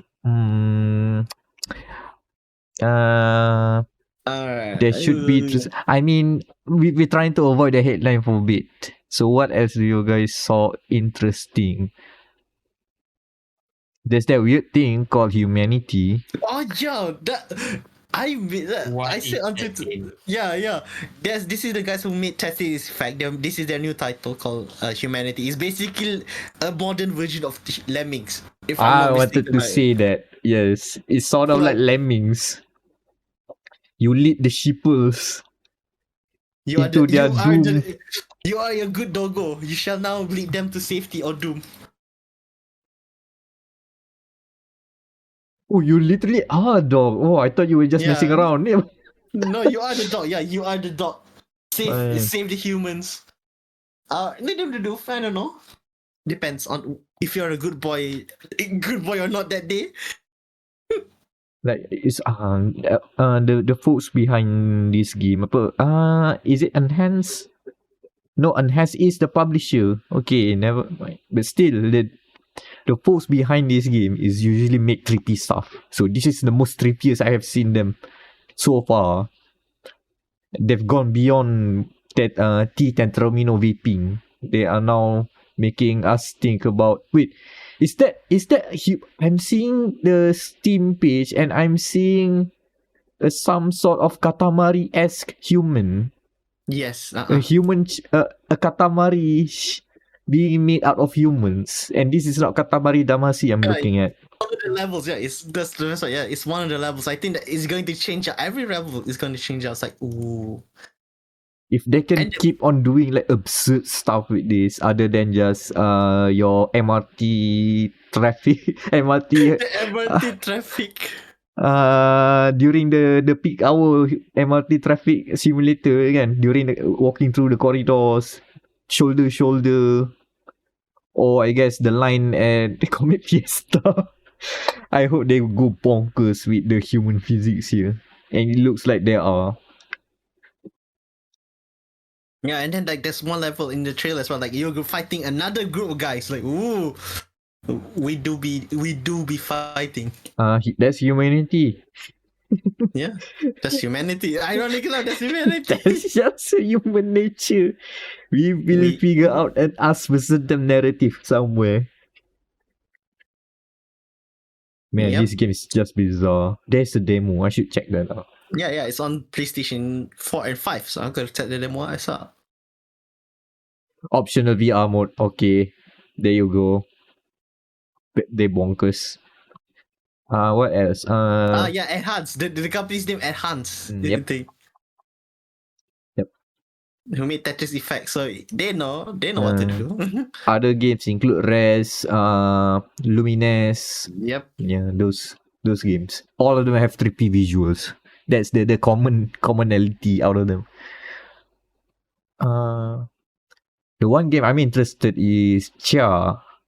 The very Chia. sweet, wholesome open world game where apparently you have to fight a demon god or something, and you use soul jumping abilities like you are Super Mario in Super Mario Odyssey. So Yes, the PlayStation Super Mario Odyssey. Oh my god, I can see the blurb already, kan. The Chia of Odyssey. Someone's going to use that. It's on the review. first people saw it. Oh, this is the PlayStation's remaker. No. This is PlayStation Super Mario Odyssey. Oh, it's interesting. I'll check that out when it comes out. It's coming out on PS Plus Extra on launch. Yes, so it will be free $99. The second game following A year. the cat game. 3. Yeah, a year after that as well. Interesting. And I guess that leaves the obvious lah, because there's no other games. I mean, if our good friend is here, kan, he will talk about Goodbye Volcano High. Which okay, all right. Okay. Hear me out. Mm-hmm. It doesn't look that bad. People like saying Goodbye Volcano High looks very cringe. Like, no, it doesn't look cringe to me. Have you not seen the Steam Playfest demos? It's your typical coming of age story, kan? Yeah, it's but with dinosaurs. Dinosaurs, and they're about to be killed by a meteorite anytime soon. I mean, don't you like teenage dinosaurs going to high school before their eventual death by extinction? Oh my god, they literally call their WhatsApp group Dino Gang. God damn it. Dino Gang. That's just, oh my god. Okay. Yeah, I'm keeping an eye on this one. I'm interested. They have had me intrigued. So now we can talk about the elephant in the room, and that is just to commit suicide. We're talking about this game. Commit the funny. Commit the Task Force X. Because this game, look, we've seen the trailers before. It doesn't feel like real. No, because of all of the action and commotion going about, kan. And then they show a gameplay trailer with UI and stuff and looks with a presentation that looks like near final gameplay footage that you actually will play in a video game. It looks feasible. Now I'm intrigued because Suicide Squad killed the Justice League. Dumb name, very long. I don't like that. The logos look red. I don't like the game's name. What are you gonna say, Daniel? No, I'm gonna say like it's kind of their naming team so far, kan? Like have you seen? Well, no, particularly for I think like Harley Quinn. If anything, that's Harley Quinn. The name title goes long, weirdly, overtly long for no reason. Oh, is that similar to It's a that one DC thing, Harley Quinn movie? Yeah, the Harley Quinn and the okay, Birds of Prey and the Emancipation of Harley Quinn. Like what? One Harley Quinn. What? Yeah, one Harley Quinn. Like so long. Anyway, okay, continue. Yeah, the thing that I'm interested in after looking at the gameplay is that this does not play like any open world game. That's high praise. Yes. Because this game is squad based, it is co-op, and it uses guns a lot, and yet it doesn't look like your typical open world game. Yeah, like it. I kind of feel like it's very. It's I want to say Crackdown on crack. Yes. I want to Think about say. it. I just want to say. Yeah, I just want to say. Macam like it's Doom, but third person. But making saying Crackdown. Now it makes it. Now it takes. Doom is the energy of Doom is there because everything is fast and visceral, right? But the one that caught my attention is that how you are basically floating around because of the many acrobatic things you can do. Some characters can hover, some characters can jump around multi-story high. So, and most of the time you are in the air aiming and shooting, which is not a typical open world game style gameplay. And these characters do not fly normally. I should also mention. Yeah, they are technically they are meta humans yang don't fly. So basically, except no, they're not even meta humans. Besides the shark and King Shark, the rest are humans. All three are human. They don't have superpowers. Kan? They don't have superpowers. Yeah, true. And the gameplay doesn't look like your generic Marvel Avengers open world game, your Gotham Knights, where you know what you expect when you enter that game, kan? Mm-hmm. You know you fight these sort of characters, you have these sort of combos, and apparently those games have loot. Suicide Squad also have loot, but it's guns. Yeah. That's why, like, I saw like the guys like, oh no. See, my problem with Suicide Squad, this game by Rocksteady, part of the Arkhamverse, my problem is that this game, if it is not attached to a DC property, I think this would have been hype. This would have been a fascinating take of a loot-based co-op shooter. Like, it doesn't play like a Borderlands, it doesn't play like a Division 2. You don't have a compartment with the label for it yet. It is the new thing. Tapi they put in the justice. They put in. I guess technically kan out of all the DC property, this is the most safest because they know most of them don't have powers. This is the most safest way to introduce this type of game. Yeah, it's the matter of we have to do it in the DC universe and you have to use these characters. Now it feels like should these characters have loot? Now this is what I'm thinking. Should the King Shark have a Superman outfit cosmetic? That looks weird. Yeah. So that makes me question because the aesthetic doesn't lend into making loot interesting. Like Borderlands work because the gun looks crazy. It goes wild.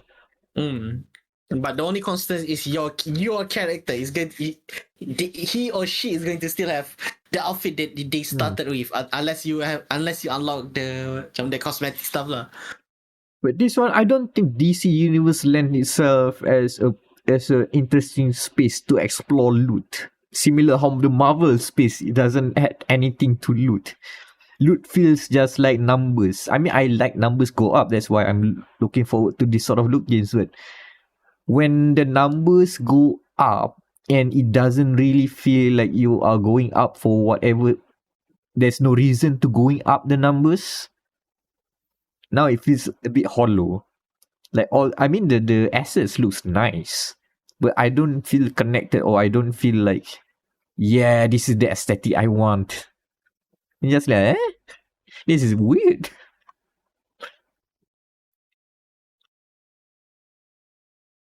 I'm also interested in seeing how they diversify because they make it very clear that all of the 4 characters are distinct and have unique abilities, and but how unique? Or is it going to the Gotham Knights route? I think it's more unique lah, because the likes of, I think from the gameplay, like Harley has, I think, macam like the Batman punya grapple thingy.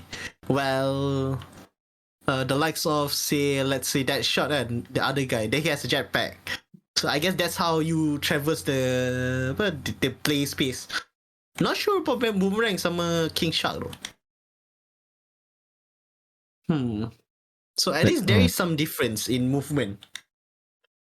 And I think the other big turn off for people is it doesn't say live services, but everything leads to that path.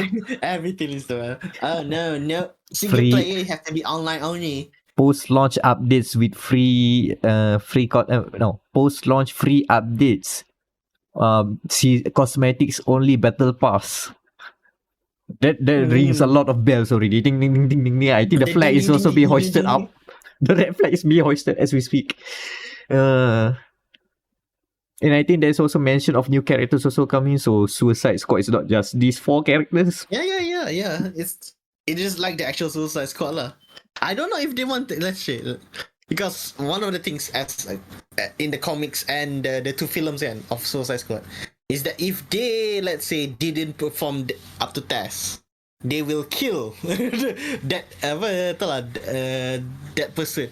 So I don't know if they're going to introduce a new playable character, maybe technically they can quote unquote kill off a character.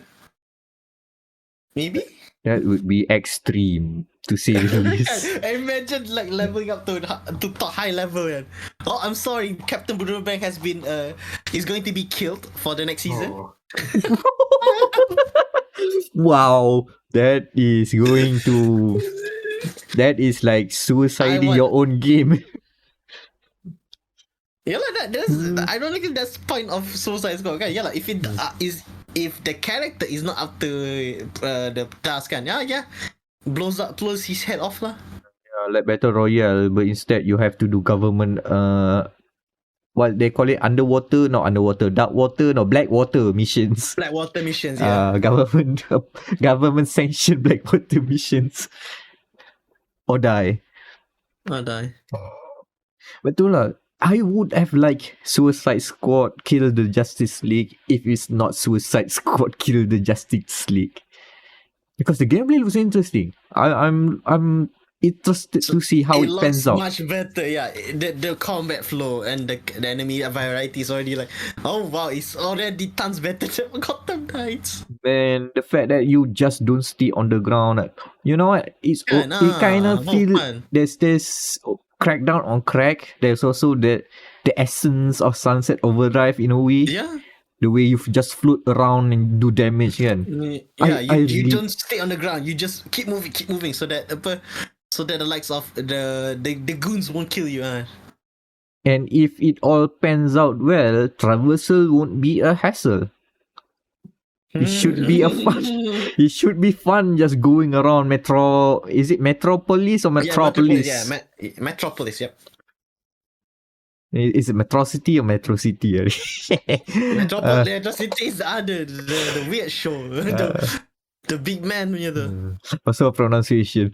Yeah, Suicide Squad. Coming out in May? Yep, coming up in 2 months' time. In May. WB is busy. Busy bee.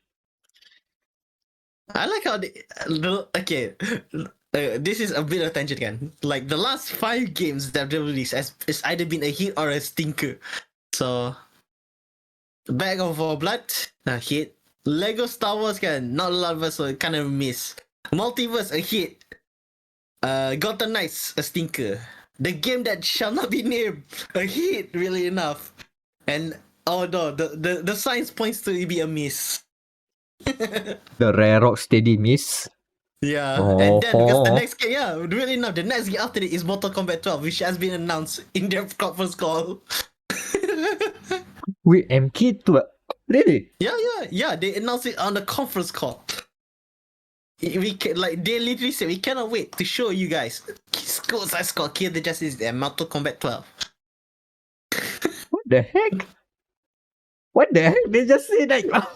No, they just say it like that. That's that is the most corporate way to announce it. And then everyone like, oh yeah, are we doing? Yeah, we're doing Injustice. Have you seen Injustice 3? trying to divert attention from. Oh no. Evo is just 6 months away. Hold that. Yeah, that's why. Hold That's it. why it was full. And bunch of shit. Why did they say it now? You could have got the FGC people going cray on live on stream that would have generated more impressions to the corporate overlords. But no, you have to spoil it. Whatever lah. Yeah, Suicide Squad, not something I wish I would be on the hype train for this, but I'm not. I don't know, that I don't like the Suicide Squad, I guess. The whole bit about the Justice League being evil also, kinda don't care about it. Hopefully it's still better than what happened to Avengers. That was a big stinker. Ooh.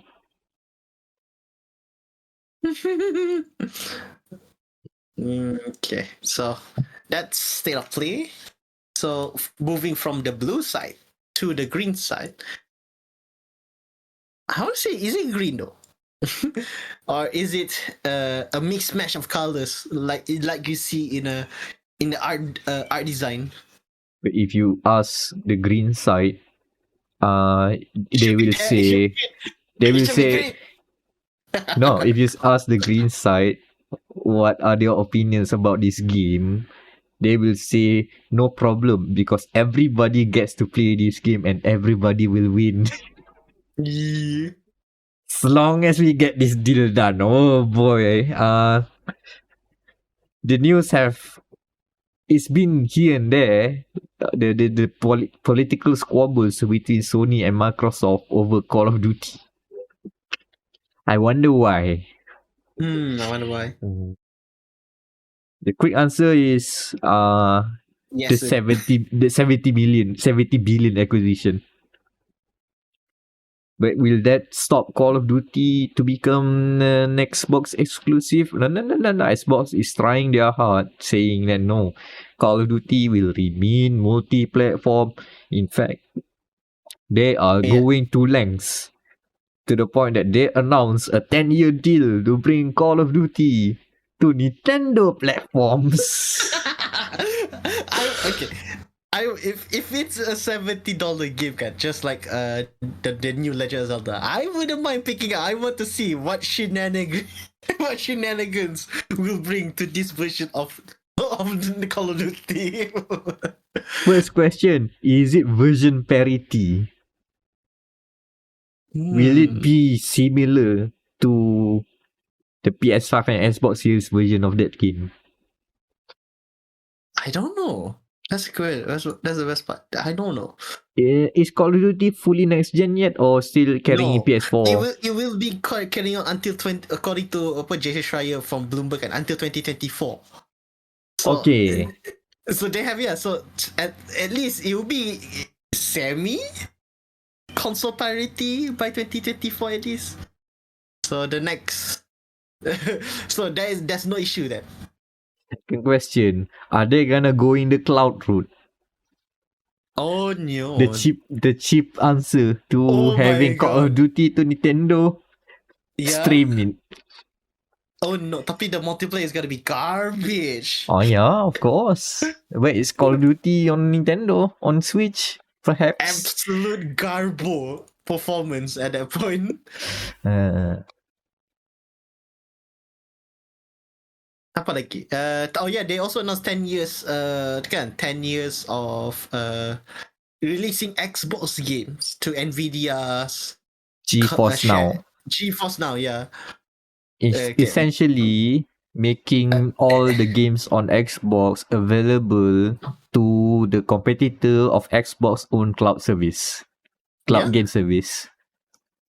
The enemy of my enemy is also my friend.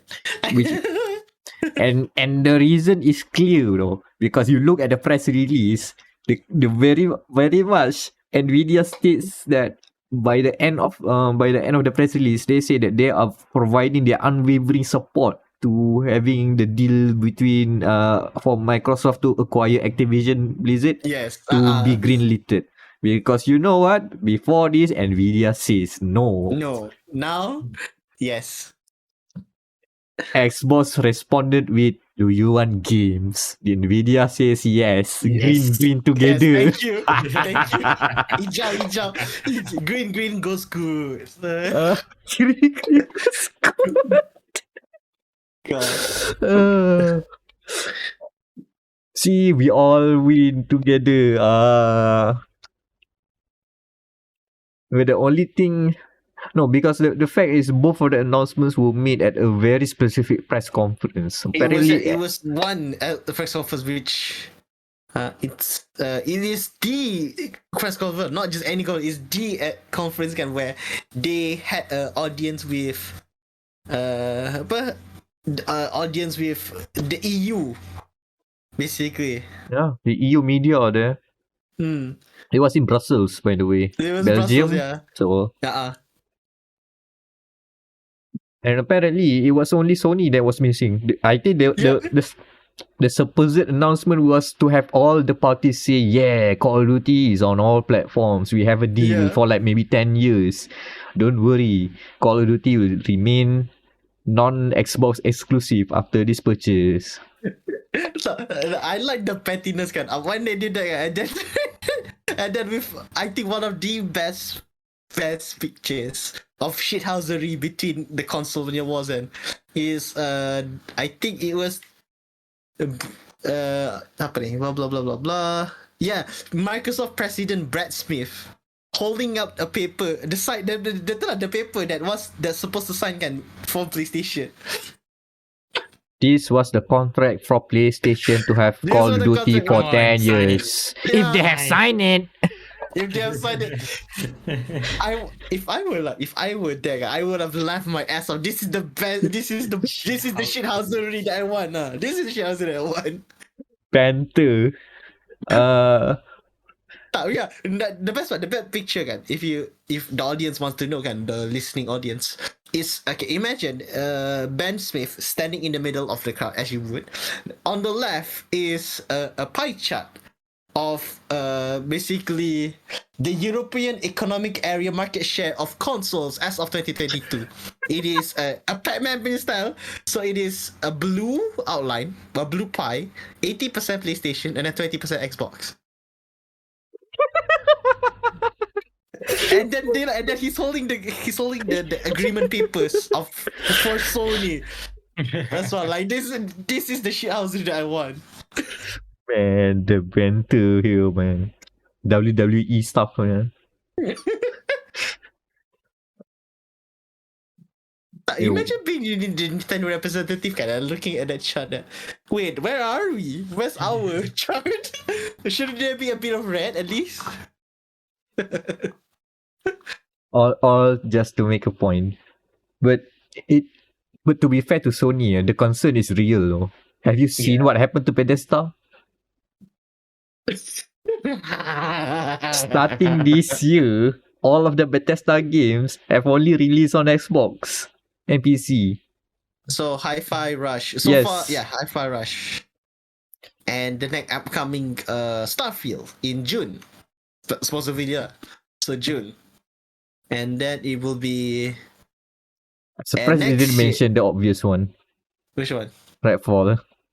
Oh, yes. I thought we don't want to talk about Redfall. Yeah, that's the only time we mentioned. Moving on. The sole mention. Move on. No, they actually put a precedent. Tapi, you can play Hi-Fi Rush without internet, so that's fine. Oh, that's fine. But the case was the fear of Sony losing Call of Duty to Xbox exclusivity. And despite Xbox still having all the contracts and whatever, and Sony still doesn't want to play ball. Yeah, because technically, technically can. If you see this on their site, okay. I want to play the next. Let's say the next Fallout. Oh no, it's on Xbox only.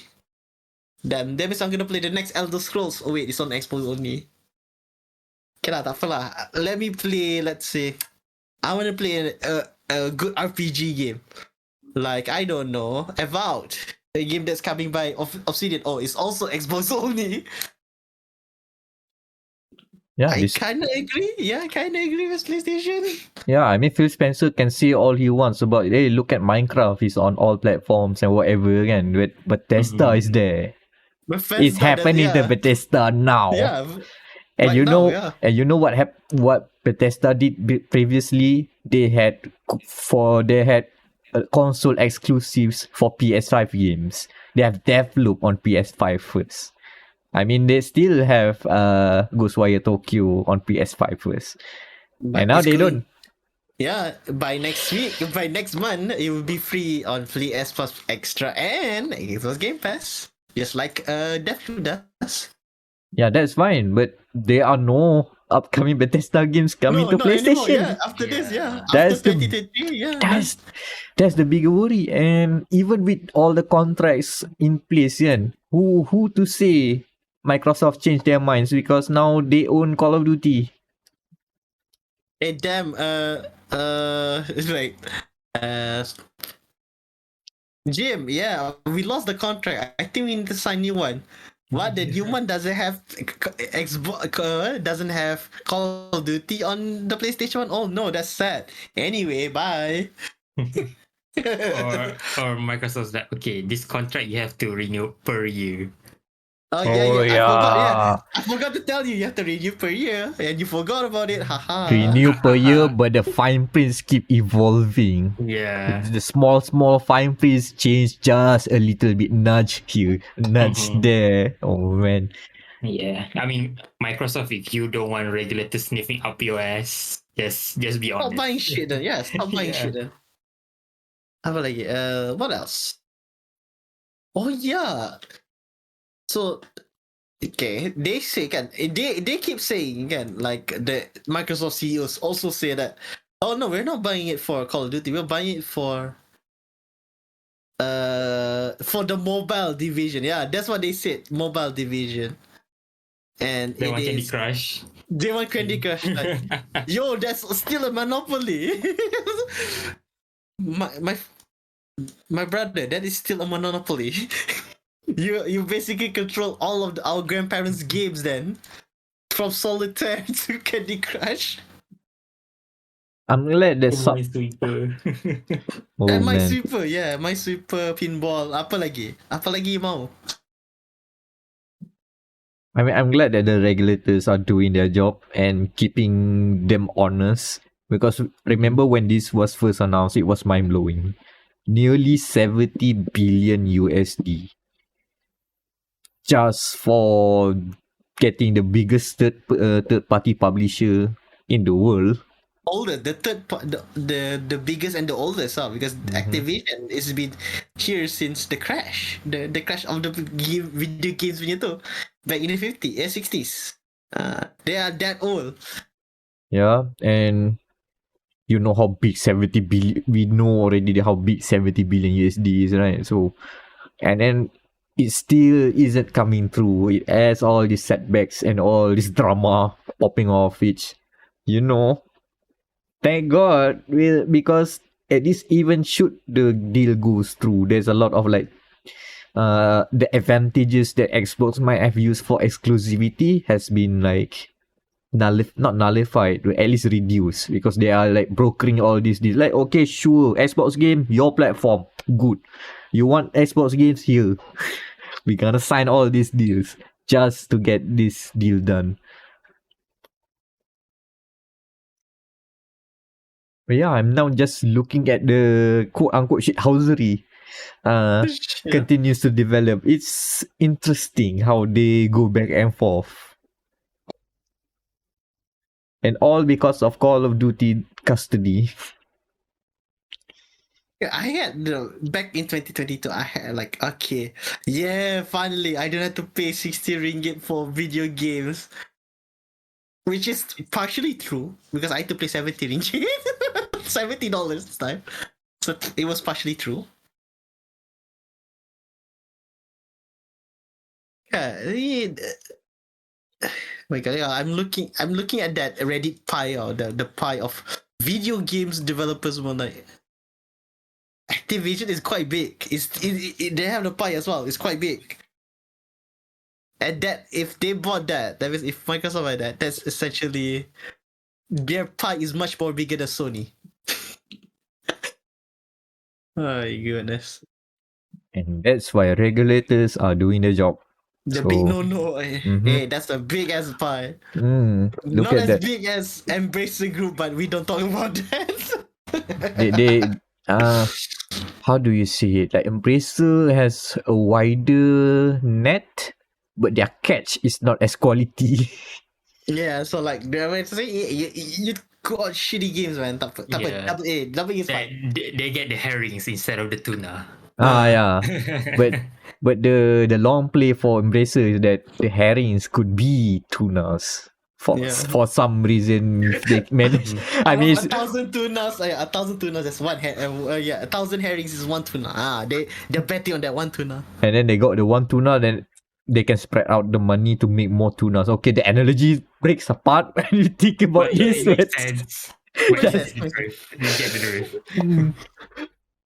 But you know, the Embracer, if their bets pay off, they will get that one game, that one wheel. Not just tuna, a wheel. And that will distribute to the many other games that would have been just double A or be great quality to become triple A. And may get the proper love and attention lah. But for now, they get it when it's cheap. Yeah. Before Someday you get, I don't know, Saber Interactive ke atau Gearbox. The next day you might get catdaddygames.com. And you know what? You never know. One day they can sell it off for a higher price. Microsoft might come knocking. No, they did sell a price. The Tomb Raider to Amazon, they sell it like double the price. Oh, is it sold to Amazon? Reportedly lah. Tapi still, yeah, they doubled the price of this sale according to Bloomberg. So, see, it works. Holy shit, Embracer is flipping already. They're already flipping. Oh, Amazon, you want this title series? Ambil lah. Yeah, it's a license, not like okay, permanent purchase. No, you want license it. I said, yeah. Oh, double the price. license. Double what we buy it. Square Enix, even better. Even better. Square Enix like dropped the ball. Like, wait, you can do that. Nanda yo. You can do that. They sold it all for a worthless NFT venture, and Yeah, and then Embracer like, Amazon, you want the publishing rights for the next 2 minutes? easy flip, Yeah, easiest flip this guy. Go. Do it, go. Imagine in the next 5 to 10 years, Square Enix suddenly announced a Tomb Raider-esque new IP featuring a female protagonist going around the world in exotic environments. Yes, Aya Brea in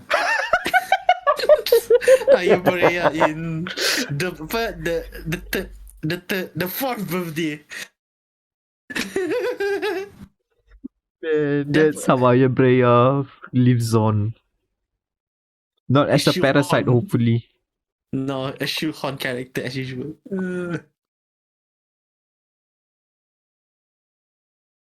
So we're gonna end, I guess, one more story. We would like to, since we're talking about again Xbox again, how is their impact for our country, that is Malaysia?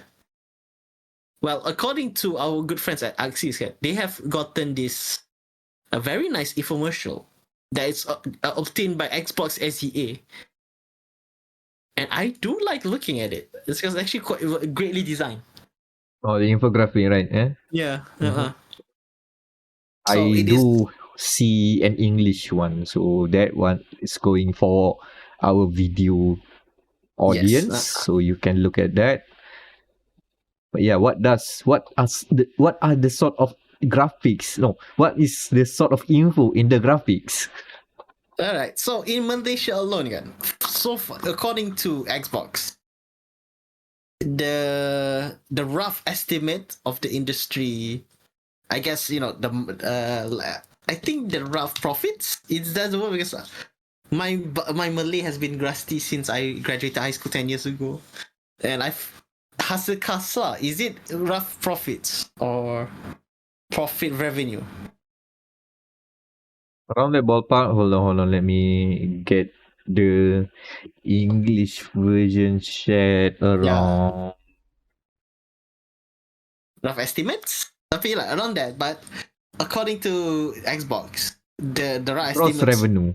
Gross revenue, yes, thank you. The gross revenue of the video game industry here is actually $489.10 million dollars.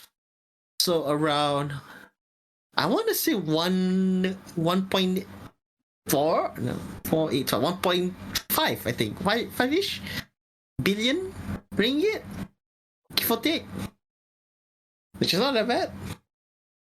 And they are estimating around 16.2 million players by 2037, which is actually half of the Malaysian population right now, which is pretty good. And I mean, you can see. Well, we'll link it on our videos and posts, but it's actually quite interesting. Even though it's just like a few infographics here and there, but wow, it's quite big. Dia punya tu. Tapi the most interesting one is the sector of play, which is 75% of. How many percent is this? 75, 66, 65. Isn't that like more than 100? Or is it based on percentage? Not sure about that one. Yeah, tak apa. We'll figure it out, no worry. But the majority of players in Malaysia plays on mobile because, of course, since we still have the big hitters like Mobile Legends and COD Mobile, really enough. Just bringing, basically they are our gaming industry top leaders alongside PC gaming with 66% and console games 55%. I hope they're saying about PlayStation because I'm pretty sure there's not 55% for Xbox users here in Malaysia. I want to say the rough estimate 55% out of them. I'm guessing it is 45%, at least 50% PlayStation, while the 5% will be Xbox, due to the fact that it's not available in Malaysia officially. But hey ho. Now this is interesting. The top 3 games in Malaysia. I didn't expect this back. Yeah. Yeah, I didn't expect this because the top 3 games is number 3 Minecraft, understandable. Number 2 Understandable. Minecraft should be number 1. yeah.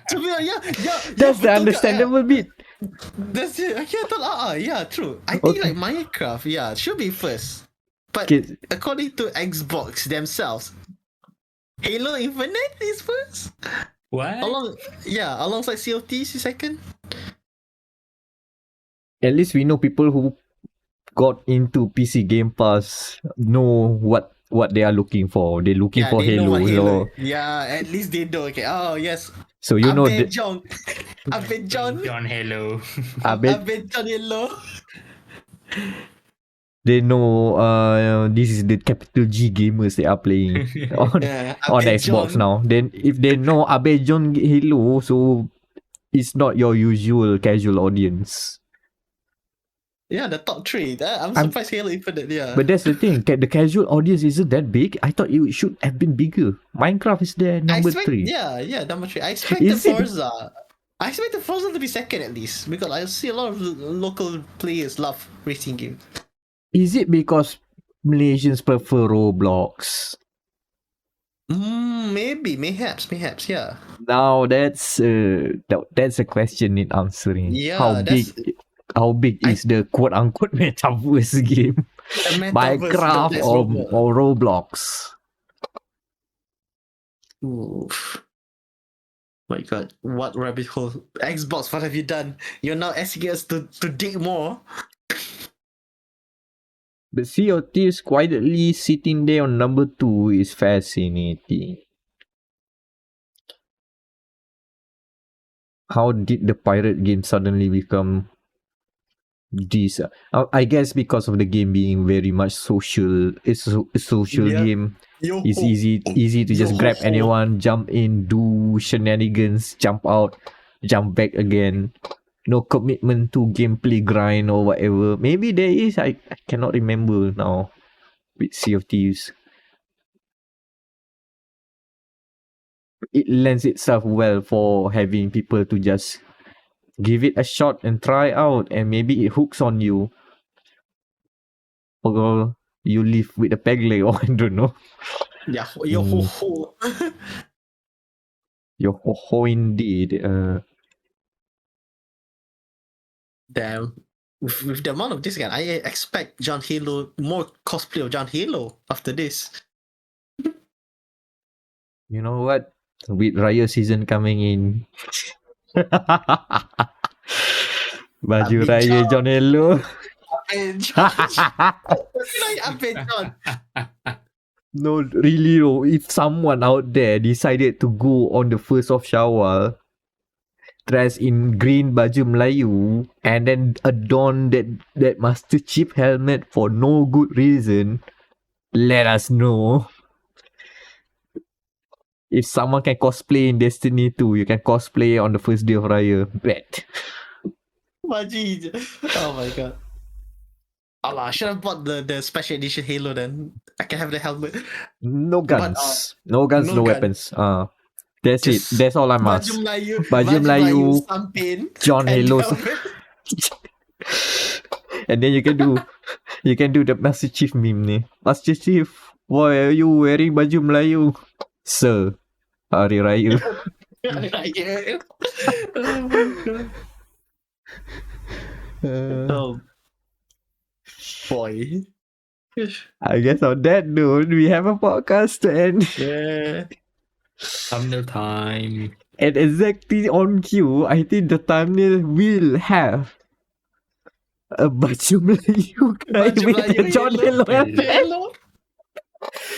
No questions. That's one of the thumbnail on the thumbnail. And I guess, okay, here's the thing for Wild Hearts. Do you want to put the actual gorilla? Just a normal gorilla. How about a Donkey Kong? Flaming Donkey Kong. Kong himself. Yeah, Donkey Kong on himself. Yes.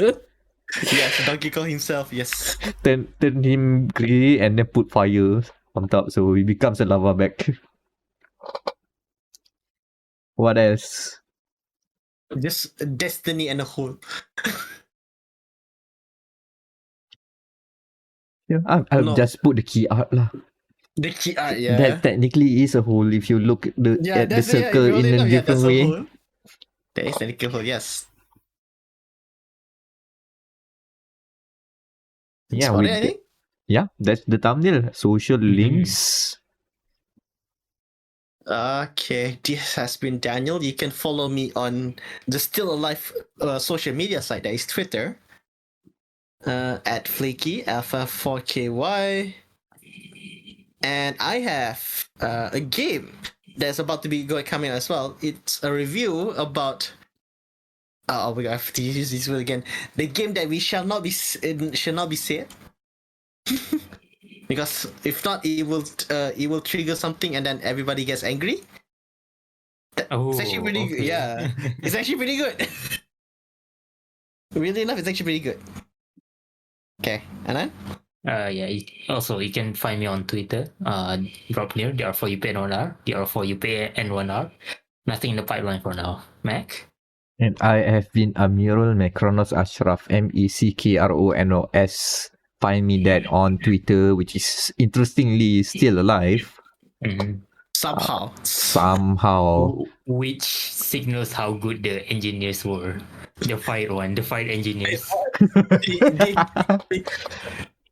The current team still cannot bring it down. Yeah. I have a review of Wild Hearts on gamingmatters.com, and there are various other articles that are coming out. I put it here, so I have to do it. I will do a review of Hi-Fi Rush. There should be something coming on the eve of Elden Ring's first year anniversary. The timing just works out, so I'm gonna put something out for that occasion. There's also, what is it? Oh yeah, I tried the GT7 update, Gran Turismo 7. I tried to raise a superhuman AI, and I have thoughts about it. They drive very interestingly. They almost drive me crazy as well, but that's another story. Anyways, that's dia.log, the Game Matters podcast, and Back to the hole. Destiny hole. Bye. Danial become cool again. Apa? What they say in the messages, try butthole. Try Finger butthole. Finger. Always fun.